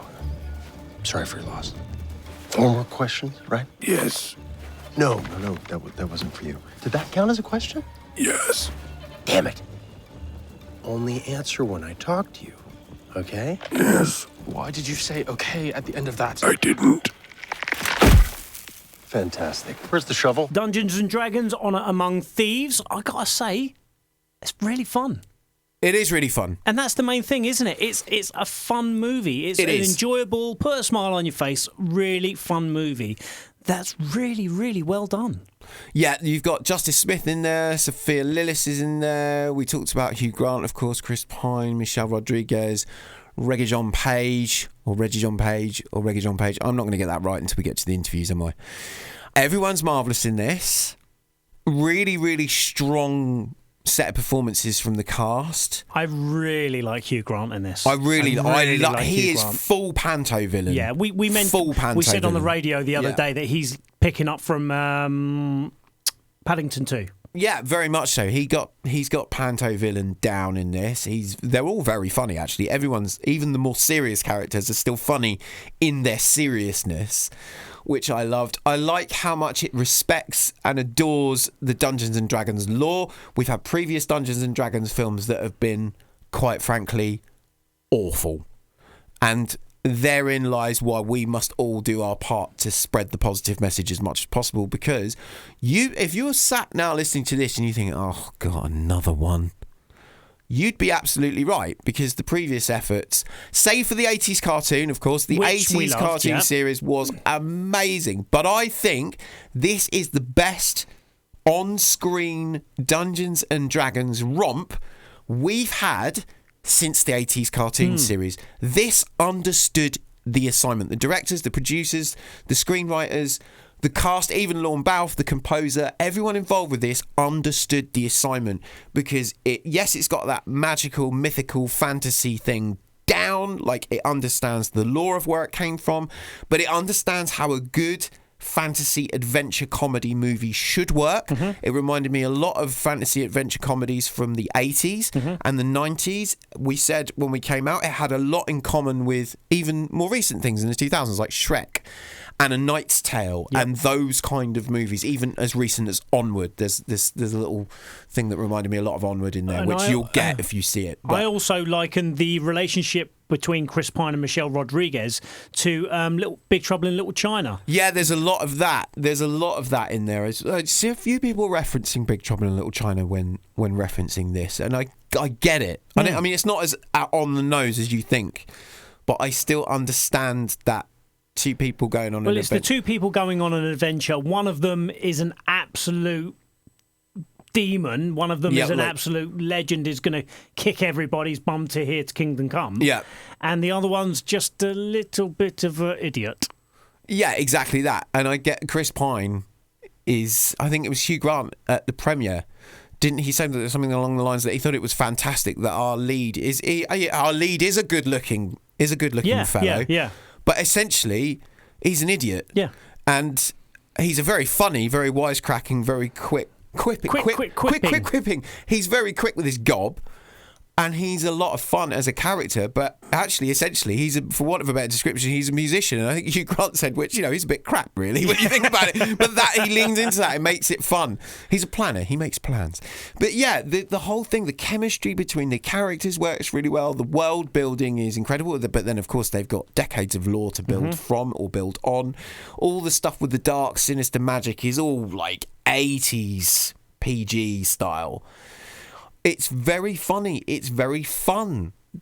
This is another one of those moments like Top Gun Maverick where we've harkened back to a different era of cinema, in that there's a lot to like about it. I think the CGI, and again, I know a lot of VFX, as it is with all major projects of this nature, especially through COVID and beyond COVID, you have a number of VFX houses working on a project now to get a film over the line. Some, I feel here, have done better than others. Some of the VFX were perfect. I talked about the shape-shifting stuff that looked really good. I would say like 95 to 99% of the VFX there were just one or two. Brilliant. There's literally, with nitpicking, there is a couple of moments. And that's my point. We are just nitpicking. There are a couple of things that maybe stood out a little bit like a sore thumb.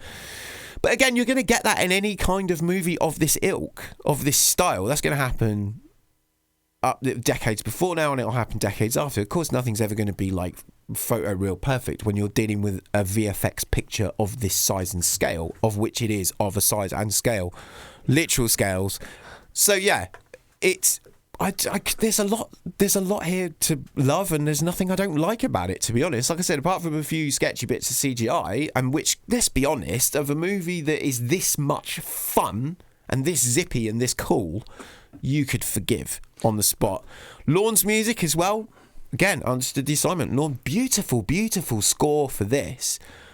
And what with that, I said to you before about his Dark Materials, the music he did for that as well. I kind of feel like, I wonder what he'd do with Lord of the Rings on this size and scale. So yeah, generally, very, very, very fun, very exciting, very funny. I'm actually really looking forward to watching it again. I've got to be honest with you. I am actually really looking forward to watching it again. It is our special as well this week. We've got the cast and crew coming up. We've got prizes to give you from this movie. There's lots to love about it. I'm going to go in on 4 out of 5. I'll see your 4 out of 5, and I will, 4 out of 5. Agree. You're with 4 out of 5. So Dungeons & Dragons, Honor Among Thieves, it's in cinemas everywhere right now. Go and see it. It's a 4 out of 5 from both of us for that movie, which is a very strong and very respectable score. Paul Marsh, what's next? Right. Well, enough of us talking about it. Yes. Let's hand over now to the glorious, the wonderful, the amazing, the brilliant Steph Hitch, who was in London last week, shoulder to shoulder with the cast and crew of Dungeons & Dragons.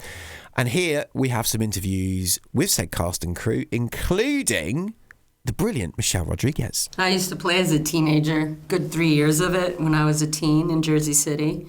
We were more rule breakers, like not follow the rules, like we would mix it up and actually create, character sheets using superheroes. and we'd be like Marvel and DC, D&D. And so, I'm not sure that counts. But totally counts. It's really cool. I hadn't played in like 20 years. I know that Vin, my best friend Diesel, is a dungeon master, but we never played. We just made a bunch of car movies together. And so when John and Jonathan approached me with the script, I fell in love because I love the fact that they approached it in a way of like, what would it be like to have the most amazing adventure playing this game and go inside the head of every individual as they're undergoing that adventure and hold that suspension of disbelief through the entire, from the beginning of the story to the end of the story. And I was like, that's how you make a D&D movie, because there's just so much history. You got 50 years of history. You've got hundreds of thousands of humans around the world spending hundreds of thousands, if not millions of hours playing this game over the course of 50 years. You got to pay respect to that. You can't just say, oh, we can make some money off this brand and make a movie. You have to really care, And I felt that John and Jonathan do. So hopefully they did justice to it all. That definitely comes across, and it definitely looks like everyone had a real great time filming this as well. Yeah. Was that what it felt like on set? Yeah, absolutely. No, it was a super playful set. It's one of the most imaginative spaces that I've worked in, just being able to walk on set and kind of see what everyone else brings. You feel safer with the innocence, I feel like they put their kid hat on and stopped the adult thinking patterns of usual There's adult nothing cynical writing going on. Yeah, it's not self-aware as much as most scripts that you would see out there, Which I think makes us care more. I think that's why it also gives it that 80s vibe too. Because 80s was super playful and innocent. I think the Back to the Future vibe, the never-ending story vibe, that kind of playfulness that's innocent. But just a sous-en-sous of Monty Python thrown in. Well, of course, they are witty. Michelle, at this point, I think there's probably nothing that you couldn't fight on screen. And that's really, I love watching that. How did you find the physical preparation for Holger? I think it's the most that I've ever had to do. I'm not a big fan of discipline. You know what I mean? I usually try to weasel by as much as I can, but it's tough, because I had to gain a good 15 pounds of muscle before going on set. So that's 3 months of preparation before going to Northern Ireland. Then once I get there, I have to maintain that 15 pounds of weight and muscle. So that's working out 5 times a week. It was a lot. And then that's not including the choreography, 3 months of prep on that. So I gave it all to you guys. I hope it's good. I appreciated it. Those are my favorite scenes. They're amazing. Thank you. Well, you also have an amazing sword fight scene. Thank you very What much. was that learning So that choreography badass. was like? Similar. Didn't put on 15 pounds of muscle. I left that to Michelle. Let her have it. I was built for dexterity. You know, that was my dump set. That's where I was going. But same thing. Just like hours and hours and hours in the stunt tent. Hours and hours and hours of like just getting fit enough to do it as well. Because if you go and take after take in the armor, in the cape, you gotta have a certain level of fitness. So they made me sweat for it. I felt like I earned it. But it's really gratifying, and like seeing it in the movie, it feels like there's weight to these things. Like it feels like you're bringing more to the stakes. It feels like you're really in the world with this character because you can see them. You were go so through this annoyingly perfect. It was just like, I did my what? It was best. just like, what the hell? And he did not just do that. Did he just do that? You Only because you're in constantly fight competition. look Like, I at think each you're other. taking the fight prize. No, we're just like, what the heck? Here's the knight in shining armor thing was so funny.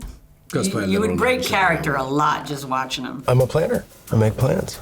You've already made the plan, so If the existing plan fails, I make a new plan. you make plans that fail. I was really excited. I love Dungeons & Dragons, and I always thought, that this is such a good idea to be made into a film, because when you're playing D&D, I always think like, oh, this would be so cool as a TV show or something. Everyone wants to see their campaign on screen. I think it's a very universal experience. Have you played D&D? No, but my brother-in-law started playing, so he's trying to get me in. It's fun. I feel like people have such a aversion to it because it feels like you have to know all about this lore and do all this math and things, and that doesn't sound like fun. It really isn't that much of work. I mean, there is a bit of work to it, but for the most part, it's just you with your family or you with your friends, and you just hope it works and roll a die, and that's pretty much all you do. And you don't have to be good at the game to have fun. I would know. I'm terrible at it, but it's just a way to hang out with your friends, and it's very if you're into acting or anything like that, it's very much like that. Like all of my friends who play D&D are also aspiring actors, so I feel like there's a connection there. What did your friends think when you got the part as well? Were they like nervous or anxious about the film? I think they were really excited, but I didn't really say much, to be honest. Like, oh, you doing that? That's fun, and then they moved on. But I guess that just says more about my friends than. Yeah. Okay. Can you tell me a little bit about where we find your character at the start of the film? Well, Dork was abandoned by her family, her human parents, and were brought in by the Enclave, this civilization, elf civilization in the woods, and she grew up there, and she's sort of fit in with the elves, but she knows she doesn't quite. That isn't quite her home, but she does whatever she can to protect the Enclave and save these people, and but at the same time she's also kind of closed herself off, which you can really tell when you first meet her. At least I hope that's how I portrayed her. Yeah, that's how when you first meet her. That's when she's in the middle of the rebellion. She fights off a group of guards as an owl bear, and then she gets to meet the group, who at first she thinks they're idiots, but she's like, they're not gonna succeed without me, so why not try? And that's when you first meet her. It's a great introduction. Sorry, it was a little long. No, that's great. Chris and Michelle are no strangers to massive blockbuster films. Mm-hmm. What was it like working with those two? It was great. Getting to work with both of them was amazing. It's all like different. They're all like very veterans in different types of ways. I mean, I think Michelle does all those stunt works, and she's amazing at that. And Chris, I think, is very used to these bigger films, maybe even because of, I guess, Star Trek. He knows, how to do all of that CGI type of stuff. So both of them have experiences with both sides of this movie. Me, neither. So it was nice to be with them and get a glimpse of kind of what it's like, and what to be nervous about, what not to be nervous about, things like that. So, yeah. And it looks like everyone had so much fun making this. Was that what it was like on set? It was everyone's super funny in their own unique ways, and being there on set and getting to say these hilarious things on camera, I mean, it's hard not to break a little bit. But yeah, no, it was a lot of fun, and they all, made up some stuff along the way and, tried out new things like, oh, why don't I say this instead and see if it works, and most of the time it did. So yeah, no, it was great, and I'm glad it showed on camera. Definitely. And the directors, John and Jonathan, what was it like working with those two? I think it's really what made this movie really work is that the directors were such big fans of D&D, and you really just have to. That's the one reason how. I think you can really tell the heart and the reason, they really love this movie. And I think this was almost like their child, like their passion project. This was something that they have been working on for many years, and I'm really happy that I got to be a part of it because I also love Dungeons and Dragons, and I think it worked out well. Great. Was there a favourite D&D reference or Easter egg that's been snuck into the background that you want fans to keep an eye out for? Well, there's the one that I really like was if anyone's watched the animated series of Dungeons and Dragons, you're going to see a glimpse of that in the movie. So if you watch out for it, you'll see it. There's plenty for people. There's plenty of people to see, actually. Yeah. Great. And finally, what was your favourite thing about playing Doric? I guess the stunts. I love doing my own stunts. I'm not the most dexterous person, but I like doing it. So getting to play Doric, there was a lot of rolling around and learning how to do that, avoiding stuff. That's what she does. But no, it was great. The Red Wizards created an army of the undead. Sounds lovely. Quite the opposite. I know, I was being ironic. I find irony is a blade that cuts he who wields it most especially. And I do think that the fan base of D&D is unique in that they're very accepting in many ways. I mean, sure, there are the annoying gatekeepers, but very often I think what they embrace is what is so special about D&D, which is you can be played a million different ways. And I think that unpredictability in tone and story is also something that we definitely wanted to lean into when we were making the film. Yeah, and to make it welcoming to people who didn't play either as well. 100%. Right. We knew that we couldn't just make a movie that was for the fans. It had to play for those who know nothing about the game, and so far that seems to be the reaction. I'd agree. I know nothing about it, and I had a great time. Thank you. Was it true that you wrote Hugh Grant's part for him, and what was he like to work with? Yeah, it was always our intention to have Hugh Grant. We didn't know if he would actually accept the job because we never imagined he'd be a D&D player himself, which he's not. Nor was he. But it was a risk sending him the script with D&D on the title page. But I think once he opened it up and read it, he understood what we were going for, and that's what attracted him to it, I think. Perfect. And the rest of the cast is really incredible. What was the atmosphere like on set? Because it feels like everyone had the best time. Yeah, I mean, despite the stress and challenges of making the movie, I think people really did enjoy being there. Partly, in a weird way, the pandemic helped because we were also isolated, that the only time we got to interact with other human beings was on set, and it became kind of our playground. Perfect. Was there a particular scene that you were both really excited to shoot or see come to life? We're nerds and movie geeks, and I think the idea of being able to work with these state-of-the-art animatronic creatures was always really exciting to us because the technology has come such a long way since the films that we grew up watching from the 80s and 90s. So to see those animals and creatures and monsters come to life in this very tactile way was extremely exciting to us. The cemetery scene in particular was a lot of fun. We loved it on paper, and then it was about executing it. And we had these great actors in prosthetic, elaborate corpse costumes, and they were great. And our cast really had fun with that scene too. Right. That was a particular favourite of mine as well. That leads me right into my next question, because the creatures and the magical elements looked really original on screen. From your initial conversations on how you wanted the film to look, did the end product kind of match what you were expecting? It really did, yeah. We wanted this to feel and look different from a lot of the big sort of CG-heavy movies you see nowadays. There's still CG, it's great. Ton of it. But anything we could build, we did. And, you know, that's not the approach a lot of movies take, because you have more control in post-production if you don't lock it in on camera. But we felt that, you know, to harken back to the movies we loved in the 80s and 90s, things like Never-Ending Story, Princess Bride, we wanted to have those things on set, and we were able to do it.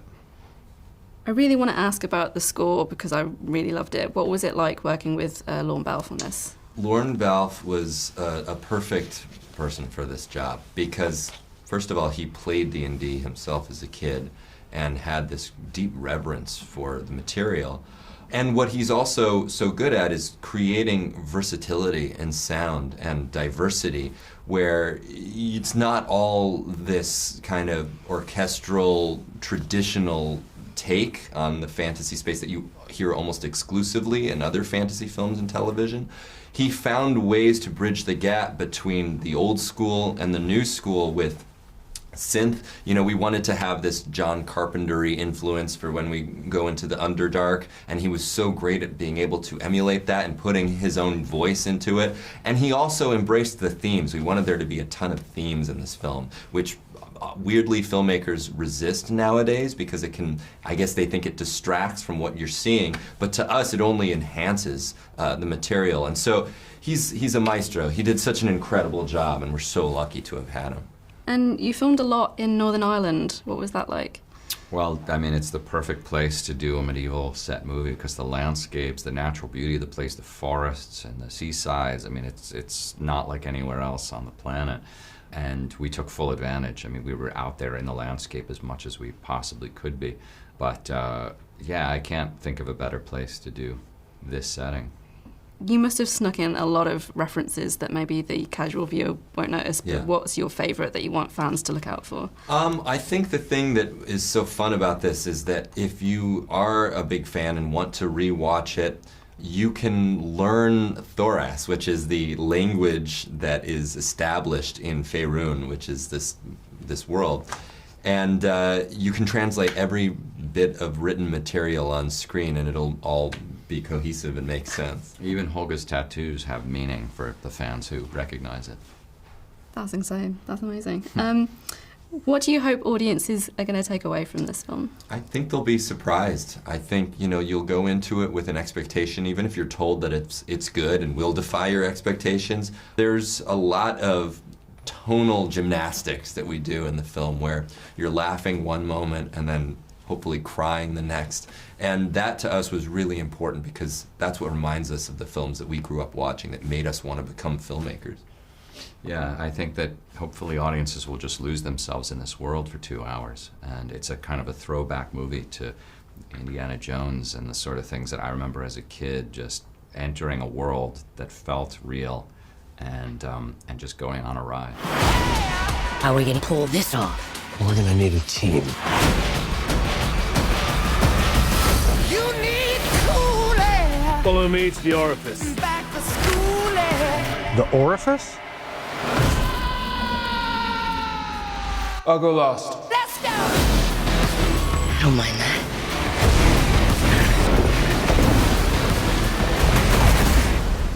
Yeah, I mean, it's like you want to do it right, you want to do it justice, you want to give people the thing they love in a loving and caring way. And so we spent a lot of time really respectfully going through and making sure you're being a good custodian. You know, that's one of the things that Kevin Feige, who was my mentor at Marvel, who I worked for 14 years, he would always say, listen, like, Marvel's not ours. We're custodians, we're here, and our job is to leave it better than we found it. And every day, every decision we make, let's try to make it better than it was when we got here. And hopefully we've moved it all forward when we leave. And I feel like that's the hope here, is like, let's make D&D cool. Let's like make sure we make it fun. Let's make sure we make it something people can love. And hopefully when we're done, like, it's like a worthy entry to the canon of Dungeons & Dragons. Exactly. And you've worked with John and Jonathan before on Spider-Man. Why were they the right fit for this one? When I read, it's John and Jonathan were actually laughing about this last night. The first time I read a script of theirs, I had gotten sent a sample that they'd written called Bus Driver. It was an unproduced screenplay, one of the best screenplays ever written, in my opinion. It's Bad News Bears meets Ocean's 11, and it's just this hilarious, dumb, really funny movie about a bus driver and a bunch of bad kids that go to rob something, and it's absurd. And I went strangely to a McDonald's in Burbank, and I sat down, because that's how I roll, and I sat down at a McDonald's in Burbank, California, with this screenplay, and I read it cover to cover, and I called their agent. I was like, can I please have them come in and meet on Spider-Man? I feel like they could be the guys. And I brought them in, and they immediately understood Peter. And what they understood about him was not, we're going to make the coolest action scenes, and we're going to make the best, sequence. They were like, we're going to make this nerdy high school kid have real problems and a real issue with his aunt and a real life with his friends, and he's going to have this dumb best friend named Ned. And I was like, that's it. That's the thing. And so from that experience, I just knew that they had a heart that I responded to. They had the kind of writing that made me as a producer go, I want to put 3 years of my life into making something with these guys. So they'd written that, and so when D&D came along, they called me and they were like, we think we might make a D&D movie. We have a draft. We're not sure if it's going to get made. Will you take a look at it? And we just immediately dove in, and it was like we'd had missed a beat. It was so much fun. And so we jumped in, and it's been 3 full years together every single day. I mean, my text chain with them it's just wild. It's just 24/7, 2 a.m. on a Sunday. Yeah, that's a good time to be texting each other. But it's just constant, and we've really been living with the film and living together with this process, and it's been great. I mean, I just knew they were the guys to make this, because they just have such love and so much humanity in their writing. It definitely comes across as well, I think. And Chris Pine is an executive producer on this as well. What was he like to work with? Chris Pine's awesome. I mean, he came in, it was funny, there'd been a couple different versions of the screenplay, and when we sent it to Chris finally, we'd taken something out of it that we didn't think we needed. And Chris called us and he said, I really like the script, but I feel like Edgin's missing this thing. And I wonder if there's a version where you could give him this thing. And we said, oh, that was the thing we just took out. Let us just put that back in. But I love that he just innately knew from a character perspective, oh, there's something missing. He could tell something had been excised from the screenplay. And it was the daughter. It was the fact that he had a daughter. It had been taken out along the course of development. People were like, well, maybe you don't need a daughter, blah, blah, blah. And Chris was like, I think I need a kid. And it was that revelation. It was like, oh man, this guy gets the character, And we all kind of had not been sure about taking it out, but maybe we try it. And Chris just immediately knew that. And what a great partner he's been. I mean, he's such a tremendous actor. I think I'm the rare, maybe the only producer in Hollywood to have now produced movies with all of the Hollywood Chris's. Chris Pine, Chris Evans, Chris Pratt, Chris Hemsworth. It's a very weird life I lead of handsome men named Chris that are just part of my life. Why do I have all these handsome Chris's in my phone? And I think that Chris Pine is truly a magnificent actor, and I think that he is going to be everyone's favorite Chris after this movie, which is a weird thing to say because I love the other Chris's. So there's no slagging on the other Chris's. I love all of the Chris's, but I think Pine just really brought this character to life and captured something really special on film. So are you the guy that's going to bring all the Chris's together? Boy, would that be cool. In the sequel. A Christacular. Was there your favourite aspect of the film that you really wanted to see come to life? I think the sequence I was most excited about from the outset was the corpse sequence in the cemetery. From the second I read the script, I called the guys and I was like, this sequence right here is a reason to make the entire movie. It's so damn funny. And so it was the first sequence. We had a board artist named Darren Denlinger, who I'd worked with at Marvel, come on and immediately start storyboarding that sequence. And it's kind of the first sequence we put on its feet, to say. And we kind of had a rough version of that. I hired a couple voice actors to come in and just voice the thing.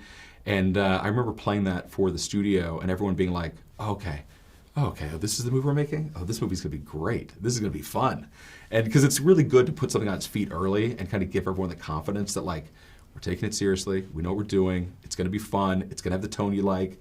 And it's amazing looking back at the storyboard and how similar that storyboard that we did at the very beginning of the pandemic 3 years ago is like perfectly realized on screen. It hasn't really changed. Like the guys had such a strong vision for the movie and for the sequences and for the bits that were going to be fun that like I get them on paper and they don't change that much. The guys just have it all up in their heads, and it's like part of my job is to like help translate what's in their crazy heads onto a screen and like help them give the tools to kind of make that happen.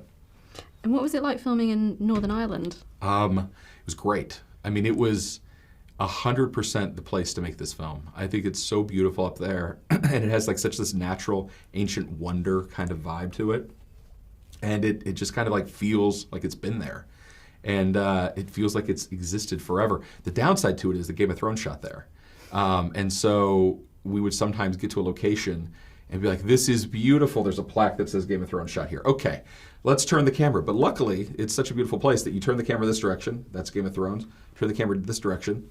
That's Dungeons and Dragons. Like they can all exist because there's so much natural beauty up there that you can kind of do it all. And the gelato's great. The ice cream is really good in Northern Ireland. And so I really enjoyed that. This ends now.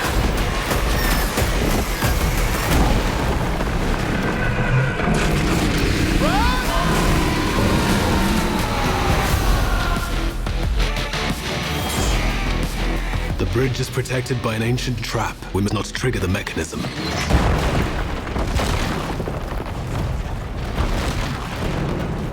I may have triggered the mechanism. So, sorry. There we go. What a lineup. What a lineup that was. Thank you so much to Steph Hitch there, talking to Michelle Rodriguez. Not Mitchell Rodriguez that I said earlier. Michelle Rodriguez. Her long-lost brother. No, it was Michelle Rodriguez. Michelle Rodriguez. Rege John Page, Sophia Lillis, who was absolutely fantastic, John Francis Daley, Jonathan Goldstein, who are the directors, and of course the producer, Jeremy Latcham. All talking about Dungeons & Dragons Honor Among Thieves, which is in cinemas now. Thank you so much to Steph Hitch. We love you for the 45th time this episode, but we do. You're amazing. Thank you to our guest interviewer, Steph Hitch there. Rubbing shoulders with the stars last weekend in London. Right, what's next? Streaming. We're going to be looking at streaming very, very quickly. There is a new Adam Sandler film coming out this week, alongside with the beautiful Jennifer Aniston, Murder Mystery 2. Now, I really like the first one. Hang on. Adam Sandler's beautiful too, you know. Adam Sandler's very funny. He is, but you can't... He's not beautiful. Just because... He's not because not beautiful. You are a heterosexual male that's straight and attracted to females. If it's a beautiful female, listen, there must also be a beautiful male, and also could be someone else. Absolutely not. Who's your composer friend that we were talking about? My composer? Oh, Brian Tyler. That's a beautiful man. Brian Tyler. I'm going to clip that and send it to him right now. Brian Tyler is a beautiful man that makes me feel very, very inferior. I'm speaking to Brian Tyler tomorrow. At time of recording this podcast, I'm speaking to him tomorrow. I'm going to tell him that you feel that he's a beautiful man. It makes me feel incredibly inferior. Now, I love Adam Sandler. I think Adam Sandler's amazing. He's not a beautiful man. Wow. Didn't we just open a can of worms? Get back to it. Come on, Murder Mystery 2. It's on Netflix now. Yeah, it's on Netflix now. We'll get back to that next week. I'm looking forward to it. So you're going to check that out. I'll have a look at it. And recon for it. And recon for us, and then come back, tell us next week. Okay. Do you want to do the TV series or a film? Let's do the TV series real quick because I have some knowledge of this. It's called Rabbit Hole. It's brand new to Paramount Plus. It's got Kiefer Sutherland and Charles Dance in it. There are 2 episodes currently available on Paramount Plus for you to watch right now. I've seen the first 4 episodes, and this is a show that is best explained as no explanation whatsoever because it rabbit hole by name and by nature. I'm not going to tell you anything about this show whatsoever, even though I've seen the first 4 episodes, because I want you, yes you, to go watch it and get drawn down the rabbit hole yourself. I think it's a show that's best explained by itself. I think it best explains itself. I don't think you need me to explain it to you other than I urge you to go and watch it on Paramount Plus right now. 2 episodes up, and I do believe it will be weekly Mondays thereafter. Paramount Plus, Rabbit Hole, Kiefer Sutherland, go for it. Only one big movie on. I was obviously Murder Mystery 2 is a fairly big movie on streaming, but the big movie that honestly was so big we thought it was going to go to the cinema. I can't believe it didn't. To be fair, it's Tetris. Yeah, very, very good. And we saw it, so Taron Egerton in a film produced by Matthew Vaughn and Ron Howard and Brian Grazer, I saw as well. Directed by the brilliant John S. Baird, who I love very much. I love his film Stan and Ollie, a beautiful film. This is about the computer game designer / salesman who, whilst at a convention in the 80s, I want to say 80, it was 80s, wasn't it? Late 80s. He stumbled across a rival firm showing off a new game that they'd got the license for from Russia called Tetris. He becomes instantly obsessed with this game, and so he should. Have you played Tetris?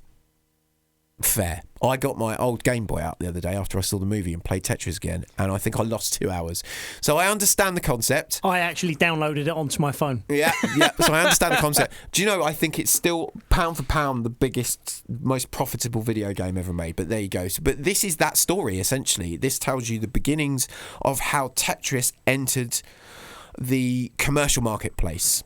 How the story of how this game, designed by a guy in communist Russia, was able, it was a genius, by the way, and that the whole story with Alexei, that's all explained in the movie, how this little puzzle game on a guy's computer in Russia became a global, worldwide phenomenon. And the story of how it became an arcade game, how it became a PC game, how it got packaged with the Game Boy, the whole thing. It's not a docu-style, it's a docudrama, I would say. It's a dramatic retelling of that story. And the story itself, as we discussed when we watched the trailer, is absolutely mental. Bonkers. Absolutely bonkers. Absolutely mental. Yeah, it's just, and it's hard to describe, other than obviously anyone that really wants to know the story of how the greatest video game, well, certainly the greatest video game ever game, one of the most clever video games ever made, certainly in its nature and even in the way that, in its simplicity, but also in the way that it became a global phenomenon, certainly the best-selling game ever made. This is that movie. This tells you that story in a very entertaining way. Знакомьтесь, это Алексей Пажетнов, создатель Тетриса. Alexei Pajitnov, the inventor of Tetris. Wow, really? Mr. Rogers, я хочу, чтобы вы знали, я вам не верю. Mr. Belikov would like you to know that he doesn't trust you. Я считаю вас лжецом и вором. And you, sorry, these are not my words, are a liar and a thief. Also a horrible cook. И еще он плохо готовит. It was a joke. I don't think I understood. Yeah, I can see that. What did you think of it, Paul Marsh? I really, really liked it. What I really liked, obviously the story, etc., is great. It's really, really good. What I loved is the little touches. I love the music and the fact that in amongst obviously all the big dramatic music, you have the Tetris theme tune kind of sewn into it. I love that. I love the transitions between the chapters of the movies, which are all done in 8-bit. Yeah. I love that. I love the end where you've got the car chase scene, and as the cars are bumping into other things, it sends them a little bit 8-bit. Yeah, that's in the trailer. The car chase is in the trailer. But I loved all of those little things alongside a great story and great acting and everything else like that. Those little things were the cherry on the cake. Those little things just made me go, yes, you've done this right. Yeah, this is a great film. The music you were talking about there, the music, of course, by Lorne Balfe. So Lorne Balfe has 2 major soundtracks out this week. He did, of course, do all the music for Dungeons & Dragons on Among Thieves, which we've talked about excessively. He's also done the music for this, and he again, understood the assignment. He's got that sound, that kind of synth 8-bit sound down. It perfectly suits the time and the setting and the style of the movie, and of course the style of the game. The deployment of the theme, etc., is beautifully done. I think you're right. I think the way this is made, the way it's cut, the way it's even the pacing with the editing and everything was really, really well done. And those touches with the 8-bit, I concur, were beautifully done. It's a very interesting story. I ended up screening it quite late at night. I honestly thought, this is quite late and I've watched quite a lot of films today, I might have to revisit this tomorrow. I didn't. I stayed on the edge of my seat and ended up all the way to the end credits. It's just so bonkers. Taron Egerton as well, always turns up to the party fully prepared, leans into everything. He is a brilliant actor. The supporting cast is, I mean, Roger Allam as Robert Maxwell. The transformation into him being identical, that was phenomenally done. They shot this in Scotland. Oh, really? In fact, a lot of Scotland doubles for Russia was impressive. Yeah. Communist Russia in the 80s. Yeah. Of course, John S. Baird himself is Scottish, proudly so. So is Lorne Balfe. I don't think that takes any away from that at all. I think it lends itself perfectly as a setting to 80s Russia. It's just so well done. What did you not like? But do you have any niggles? What I have one major problem, and it's not a bad problem. It's a good problem. I have one major problem. Is I thought there was a bigger story here than one film. I think this should have been a TV series. You think so? I think this should have been a TV series. I would far rather have seen, I don't know, let's say 6 40-minute episodes than try and cram this huge, and it is a huge story that takes you to places that you didn't even think you were going to go. I know, right? I would rather have seen 6 40-minute episodes or an hour episode or whatever, rather than, what is it, an hour and 45 it's or something? 2 hours. 2 hours, It's an hour and 58, so I think. I'd far rather have seen more of it, is what I'm getting at. You want more? I want. That's good. I thought the first 20 minutes of the film zipped through at such a pace that I wanted to see more of that. Okay, that's interesting. I think overall, I really enjoyed it. Other than a few minor niggles, I honestly thought this was a really strong, solid 4 out of 5 for me. I'm leaning into that 4 out of 5 because I just enjoyed pretty much every facet of it. Like you say, minus a few niggles. I think that's an interesting take you've had there on it being a show. I'd actually watch that as an Apple TV series. This is what I mean. This is what I mean. I think... Yeah. It's a funny film because it is the type of film. It's not the type of film that I understand why it has gone directly to Apple TV Plus. It could have been a cinema release without a shadow of a doubt. Would it have performed really well? I'm not 100% sure. I think it would. I think it would. Yeah, Taron Egerton, massive Billboard star. Tetris, relatable subject, and of course. That's not the only Nintendo... No, I say Nintendo-based. Tetris was on many platforms, but it was famously packaged with the Game Boy on launch. I think that with a Nintendo renaissance that we're having at the moment... Mario. Tetris is out this weekend. Super Mario Brothers is in cinemas next weekend.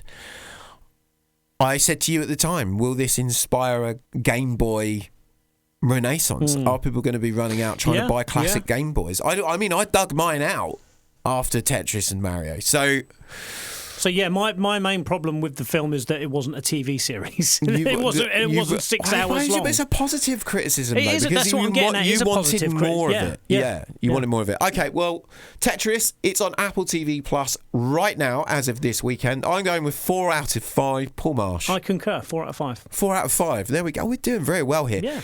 So I think on balance then, because that, I mean, it was kind of cinema and then it wasn't and it is. I still don't know if it is or it isn't. I do know it's definitely on Apple TV Plus though. I think on balance, weighing up all the cinema titles, I think we're going to go, our cinema title of the week is definitely Dungeons and Dragons Honor Among Thieves. Without a doubt. That's without a doubt. Without any shadow. Streaming title of the week then, I guess the jury's still out until you see Murder Mystery 2, but for the time being, I'm going to say Tetris is our streaming movie of the week. Yeah, I'd agree with that. Yep. Right.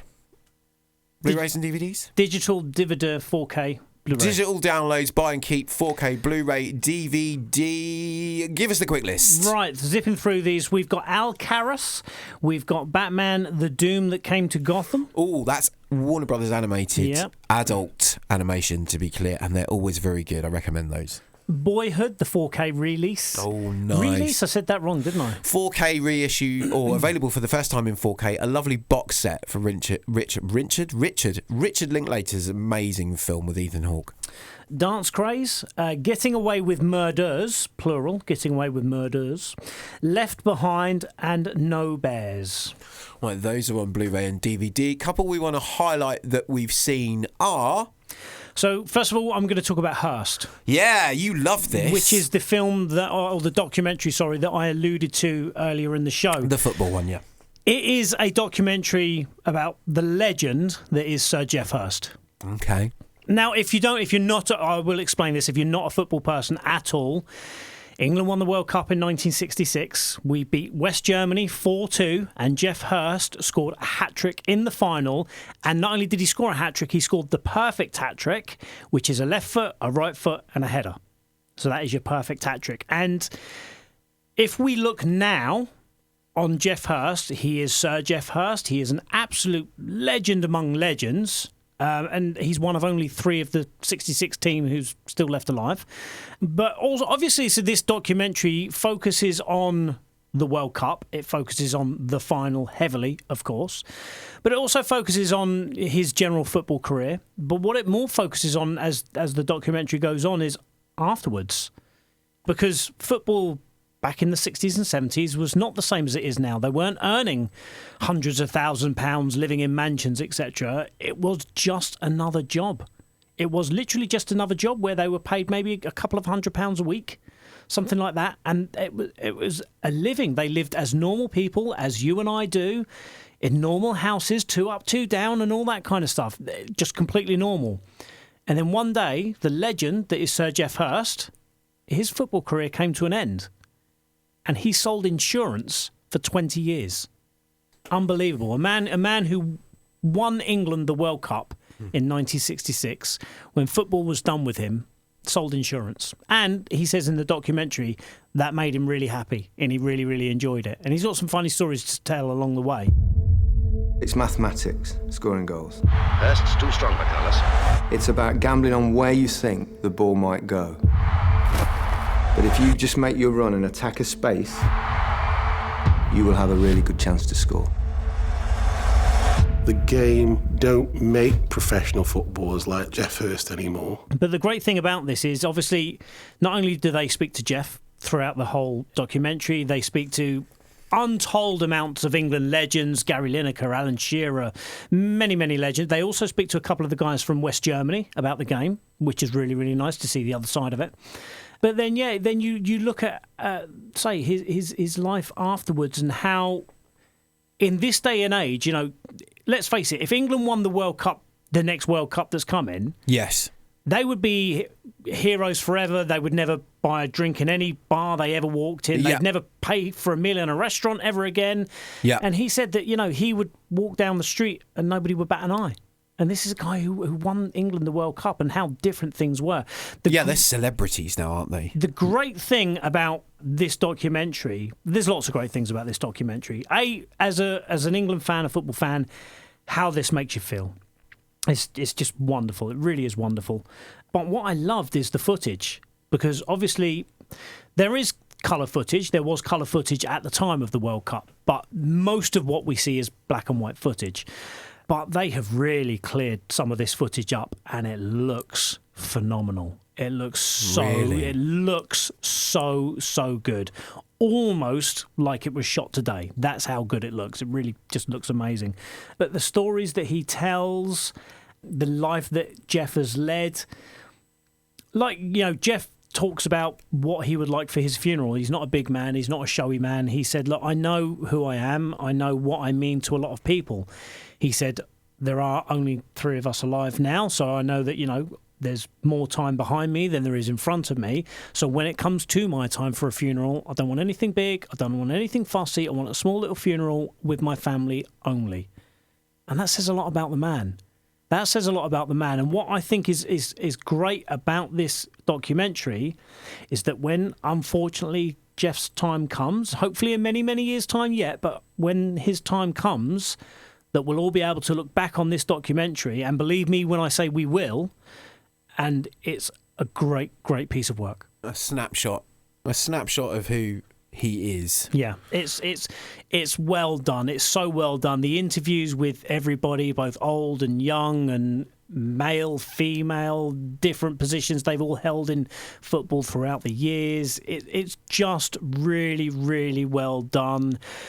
A little tear rolled down my eye once or twice during the documentary. Okay. You were moved, compelled and moved. It's really, really well done.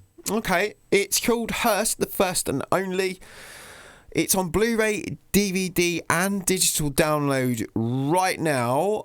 Paul Marsh out of 5, please? For any football fan, if you're a football fan, if you're an England fan, it is an undoubted 5 out of 5. Oh, look at that. 5 stars from Paul Marsh. And I dare say, even if you're not a football fan, you possibly would even still give it a 4 out of 5 and really enjoy it because it's just really well made. I've seen a lot of 4s and 5s for it, actually. Okay, Hearst, the first and only, available now. Blu-ray, DVD, digital download, 5 out of 5. 5 gold stars from Paul Marsh for that. What is next? Pirates of the Caribbean, the 4K set. 1 to 5 are getting the 4K release. Okay, we don't need to get too much into this because actually we know. We kind of went into it, didn't we, the other week? So I will say this much. It's worth having on 4K because I am OCD when it comes to collecting things. So if there are 10 movies in a series and maybe only 6 of them are good, I'm still going to buy all 10 because that's how my collector's OCD works. If you are a fan of these films, I highly recommend this. I highly recommend this box set for 3 reasons. 1, 2 and 3. To have 1, 2 and 3 in pristine 4K is a thing to behold. So by all means do that. Pirates of the Caribbean 1 to 5 collector's set available now, 4K and Blu-ray. It's still out on Blu-ray and DVD, of course, as well, digital. Or if you're just listening to this and going, I'm not quite sure I want to shed a couple of £100 for a box set, but I do quite fancy watching those again, you can do that right now on Disney+.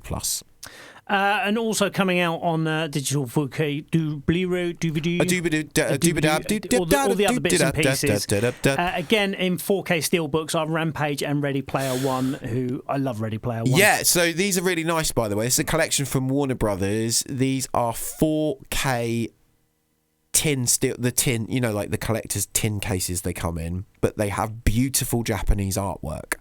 So both Rampage and Ready Player One are released in these 4K tin steelbooks with the Japanese art style, and they're beautiful. Now, I own both these films already, but I'm awfully tempted to buy them again just for those tins, just for the tins.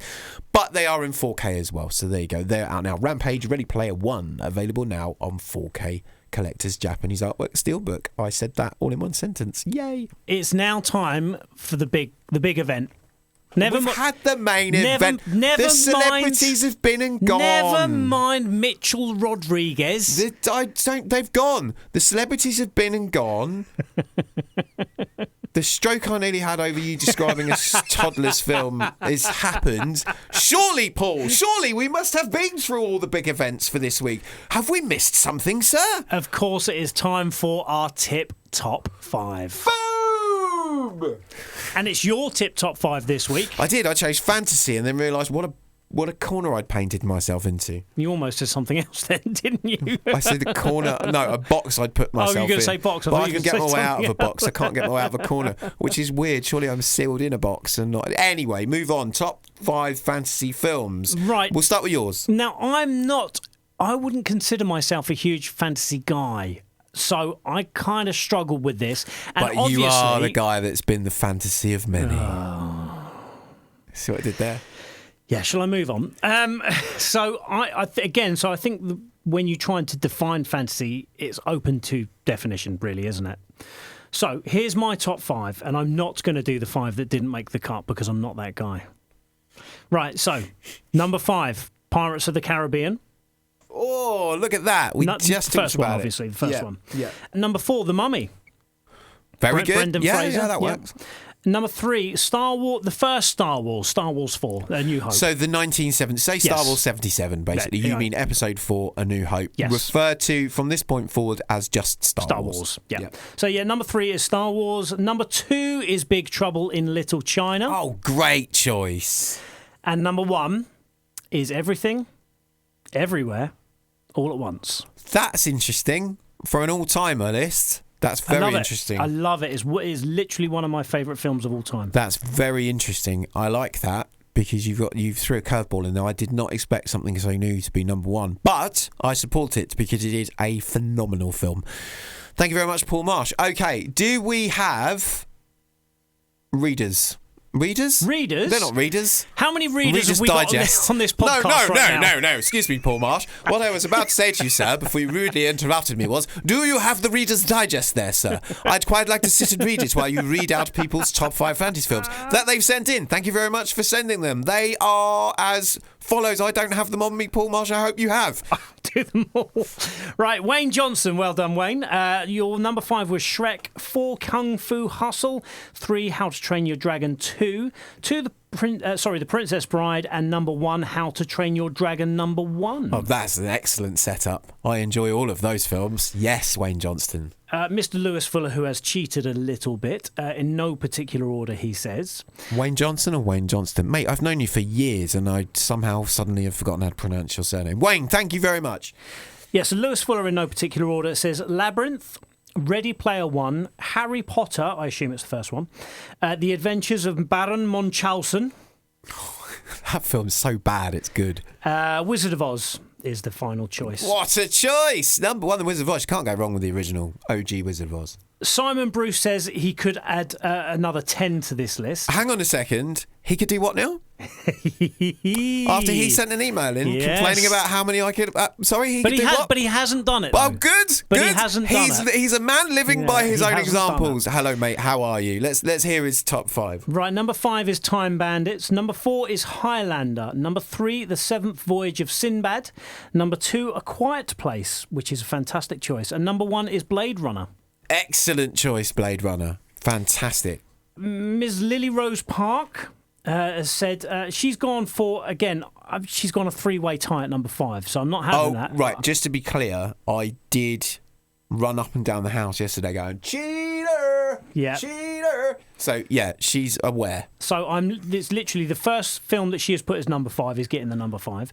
Number 5, Beetlejuice. Number 4, Never-Ending Story. Number 3, Willow. Number 2, Pan's Labyrinth, which almost made my top 5. And number 1, Dark Crystal.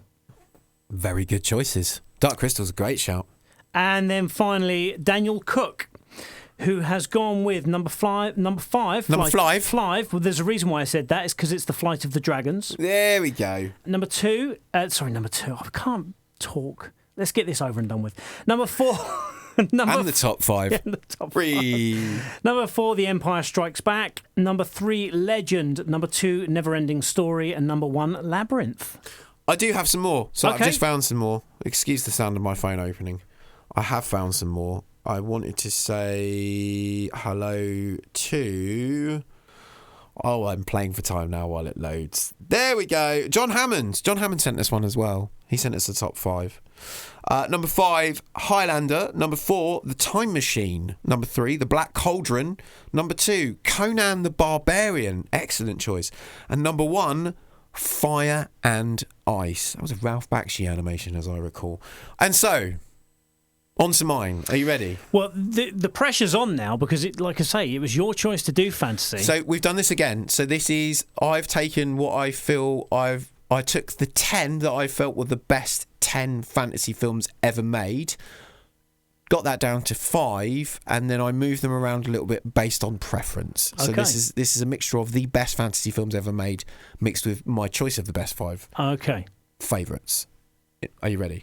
Number 5, Pan's Labyrinth. Yes. Good Number choice. 4, Spirited Away. I like that. Yeah, I like that. Number 3, The Wizard of Oz. Okay. Number 2, The Princess Bride. Right, never seen it. Number 1, oh, you need to get on that right now. One of the greatest films ever made. Like for me or for my daughter? For you. You should probably check it out. It's a PG. It's an 80s PG. Right, okay. And number 1, Star Wars. Yeah. Star Wars 77, as we'll refer to it now. Yeah, the OG original Star Wars A New Hope. So that's Star Wars this week, Empire Strikes Back last week. I should probably go back and watch those again. That's my Tip Top 5 fantasy films. We will set a new Tip Top 5 very, very soon. Check out our socials early next week at Need a Bigger Pod if you want to get involved with the Tip Top 5. Time now for our GOAT of the Week. Greatest of all time. And the highlight this week is Mr. Keanu Reeves. A.K.A. Mr. John Wick. Mr. John Wick, a.k.a. Neo, a.k.a. Ted Theodore Logan, a.k.a. Jack from Speed, aka, oh, we could go on. What a life, what a career. But more importantly, the reason why he's Goat of the Week. Now, there are many great stories about Keanu Reeves. I want to believe that all of them are true, because they're all just so amazing. I don't know how many of these are urban myths. I don't know how many of these are true. I will say this. I don't know what I don't know. Please don't take any of this as fact, but on the grapevine, I have heard many stories about him just being a decent, well-rounded, lovely human being. Really, really down-to-earth guy. I heard one story that when they made The Matrix, I think it was something along the lines of, you could, in the Hollywood system, you could sign up for getting a set wage, or you could forego that wage and get a percentage of what we call residuals. I understand that only certain members of the talent would get that offer. I understand that in order to help his friends, the Wachowskis, I think I read somewhere he took the residuals, he didn't take the payment up front. And obviously Matrix was an international success and now highly regarded as one of the greatest sci-fi movies ever made, greatest comic book movies ever made, whatever. But the point being, it was a phenomenal box office success. And I heard that when he got his residuals, he shared it with members of the crew that weren't entitled to residuals. He doesn't hang on to his money in that way. I heard that when he makes lots and lots of profit from a film in general, he then donates it to causes.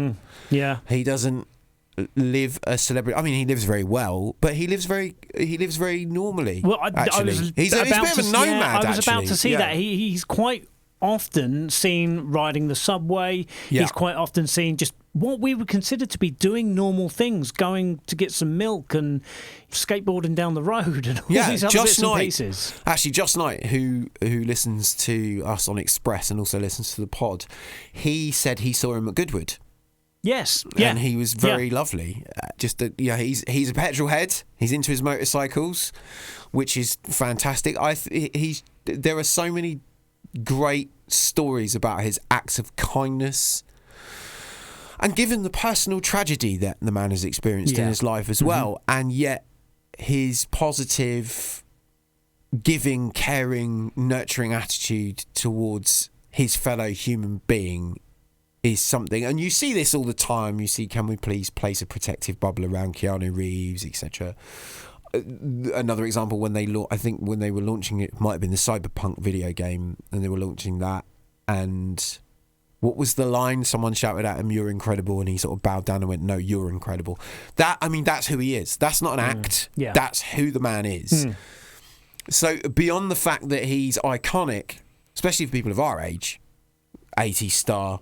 I love Bill and Ted, my favourite of his from the 80s. And then in the 90s, of course, he found his feet as an action star, Point Break, Speed, and in varying roles.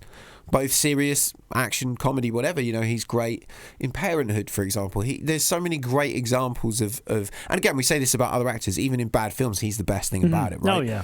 So yeah, and then of course celebrating the John Wick franchise recently, I just thought, do you know what? That's our Goat of the Week, Keanu Reeves. Completely agree. The man is a legend, and yeah, we should place a plastic bubble, not plastic bubble, I'm suffocating. we should protective bubble, keep him under lock and key, because he is an old school gentleman, an example of human decency. You see someone like Keanu Reeves, and you think the world can be a better place. So Keanu Reeves is our greatest of all time of this week. Right, it's time to move on to our final act of the pod, which is going to be giving all of our listeners a little treat. Yeah, well, I say a little treat. It's quite a big treat, actually. It is what I have right here with me, a merch pack. So you can win yourself a Dungeons & Dragons Honor Among Thieves baseball cap, hooded sweatshirt, and water bottle. Now, if you fancy yourself one of those, it's quite simple. All you need to do is go right now to @NeedABiggerPod on Facebook, Twitter, and Instagram. Upon whichever of your chosen platforms you wish to frequent, you will see an image. All you need to do is like and share that image. Or if you're on Twitter, you need to like and retweet that image. If you are on Instagram, you have to like and comment. So slightly different depending on which platform you're on. Nonetheless, the rules are still the same. Whichever platform, like in each case, as I say, retweet if you're on Twitter, share if you're on Facebook, comment anything you like, as long as it's nice, on Instagram. Those are the rules. That's it. It's that simple. What we will then do is we will take all the usernames that have entered across all 3 platforms and we will put them in the same hat. For which, it might even be Paul Marsh's trucker cap, for which Paul Marsh and I will then have someone that isn't either one of us pick your name out of the hat, and in next week's podcast we will announce the winner. Now, you have until Wednesday the 5th of April. So just to make sure, if you're entering, go to @NeedABiggerPod, follow the instructions. You'll see the image of the prize there to win the Dungeons & Dragons merch pack. Enter on socials. That's how you enter, but you must do so before Wednesday the 5th of April at midday. That's the deadline. So as long as you do that before Wednesday 5th of April midday, you will go in the hat. No matter which platform you enter on, you will be entered into the hat. One person will be drawn. We will give one person this wonderful merchandise pack, and the name we will read out in next week's podcast. And this is open UK-wide. So as long as you live in the United Kingdom, you must live in the United Kingdom in order to qualify for entry. There we go. Win yourself a Dungeons & Dragons Honor Among Thieves cap, hooded sweatshirt and water bottle, and the film is in cinemas now. Thank you very much to E1 for those wonderful prizes. Right, thank you very much for getting this far into the pod. We always greatly appreciate it, but what we would appreciate even more is a little bit of feedback. Tell us what you like, what you don't like. Tell us any feelings whatsoever you have about the pod so we can improve and make the pod better for you and everybody else. Constructive criticism, not the criticism I gave Paul Marsh earlier when he was reading out Little Legs.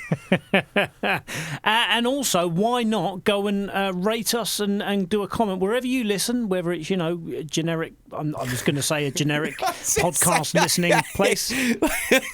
There's a whole feature there, rate Paul's plate. Paul's going to cook dinner every night for a week. And then we'll store that for later. But yeah, go and give us a rating and put a little comment. Tell us, tell everybody how much you love the pod. Yeah, and wherever you listen. We're everywhere right now, and we're very grateful for that. We're very grateful to you for your support. We keep doing it because you keep listening. So please do keep listening, liking, sharing, commenting. Let us know @NeedABiggerPod on socials, and we're available on all chosen podcast platforms and YouTube. Yeah, we are on YouTube. We're on Podchaser. We're on Deezer. We're on Spotify. We're on Audio Boom. We're on Google Podcasts, Apple Podcasts. You can even ask your smart speaker to play "We're Gonna Need a Bigger Pod," and it will find it for you. How about that? Amazing, absolutely amazing. Right, thank you very much.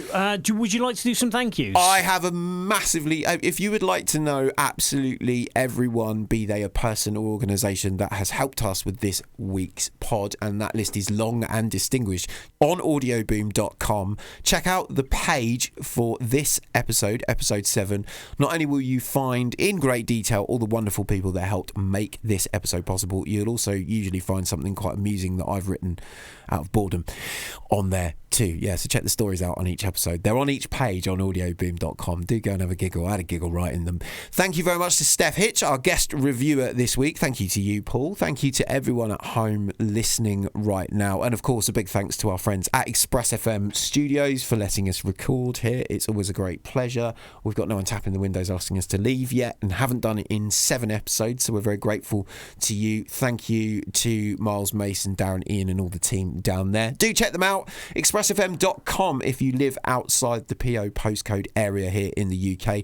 They are local to you though, if you are in the PO postcode, 93.7 FM and on DAB, and ask your smart speaker to play Express FM, local radio for Portsmouth, tackling community issues, getting right involved with the city, and of course there's lots and lots of great music features, specialist programmes as well. They're available 24/7, expressfm.com in general though. And thank you to View Cinemas again for letting us live there at least one day a week. I think maybe 2 days in the next 2 weeks. Actually, there's a lot coming up. But thank you to Lee and Mark and all of the team at the View Cinema here in Gunwolf Quays in Portsmouth. You can find your local View though at myview.com. You're not going to leave that bit in about the Little Legs, are you? You're going to cut it? Of course I'm going to cut the bit about Little Legs. Cool. Okay, mate. What he doesn't know is I'm shaking my head while I'm saying that, and I've got my fingers crossed behind my back, but he doesn't need to know that, because by the time you get to this point, you'll have heard I have in fact left the little eggs part in. So I hope you had a giggle at that. I certainly had a giggle editing it. Thanks so much for listening. By the way, if you're still listening right now, Paul has left the room because he's a little bit upset about the little eggs thing, but I think it was very funny. What did you think at Need a Bigger Pod? I'll be off now. Toodaloo.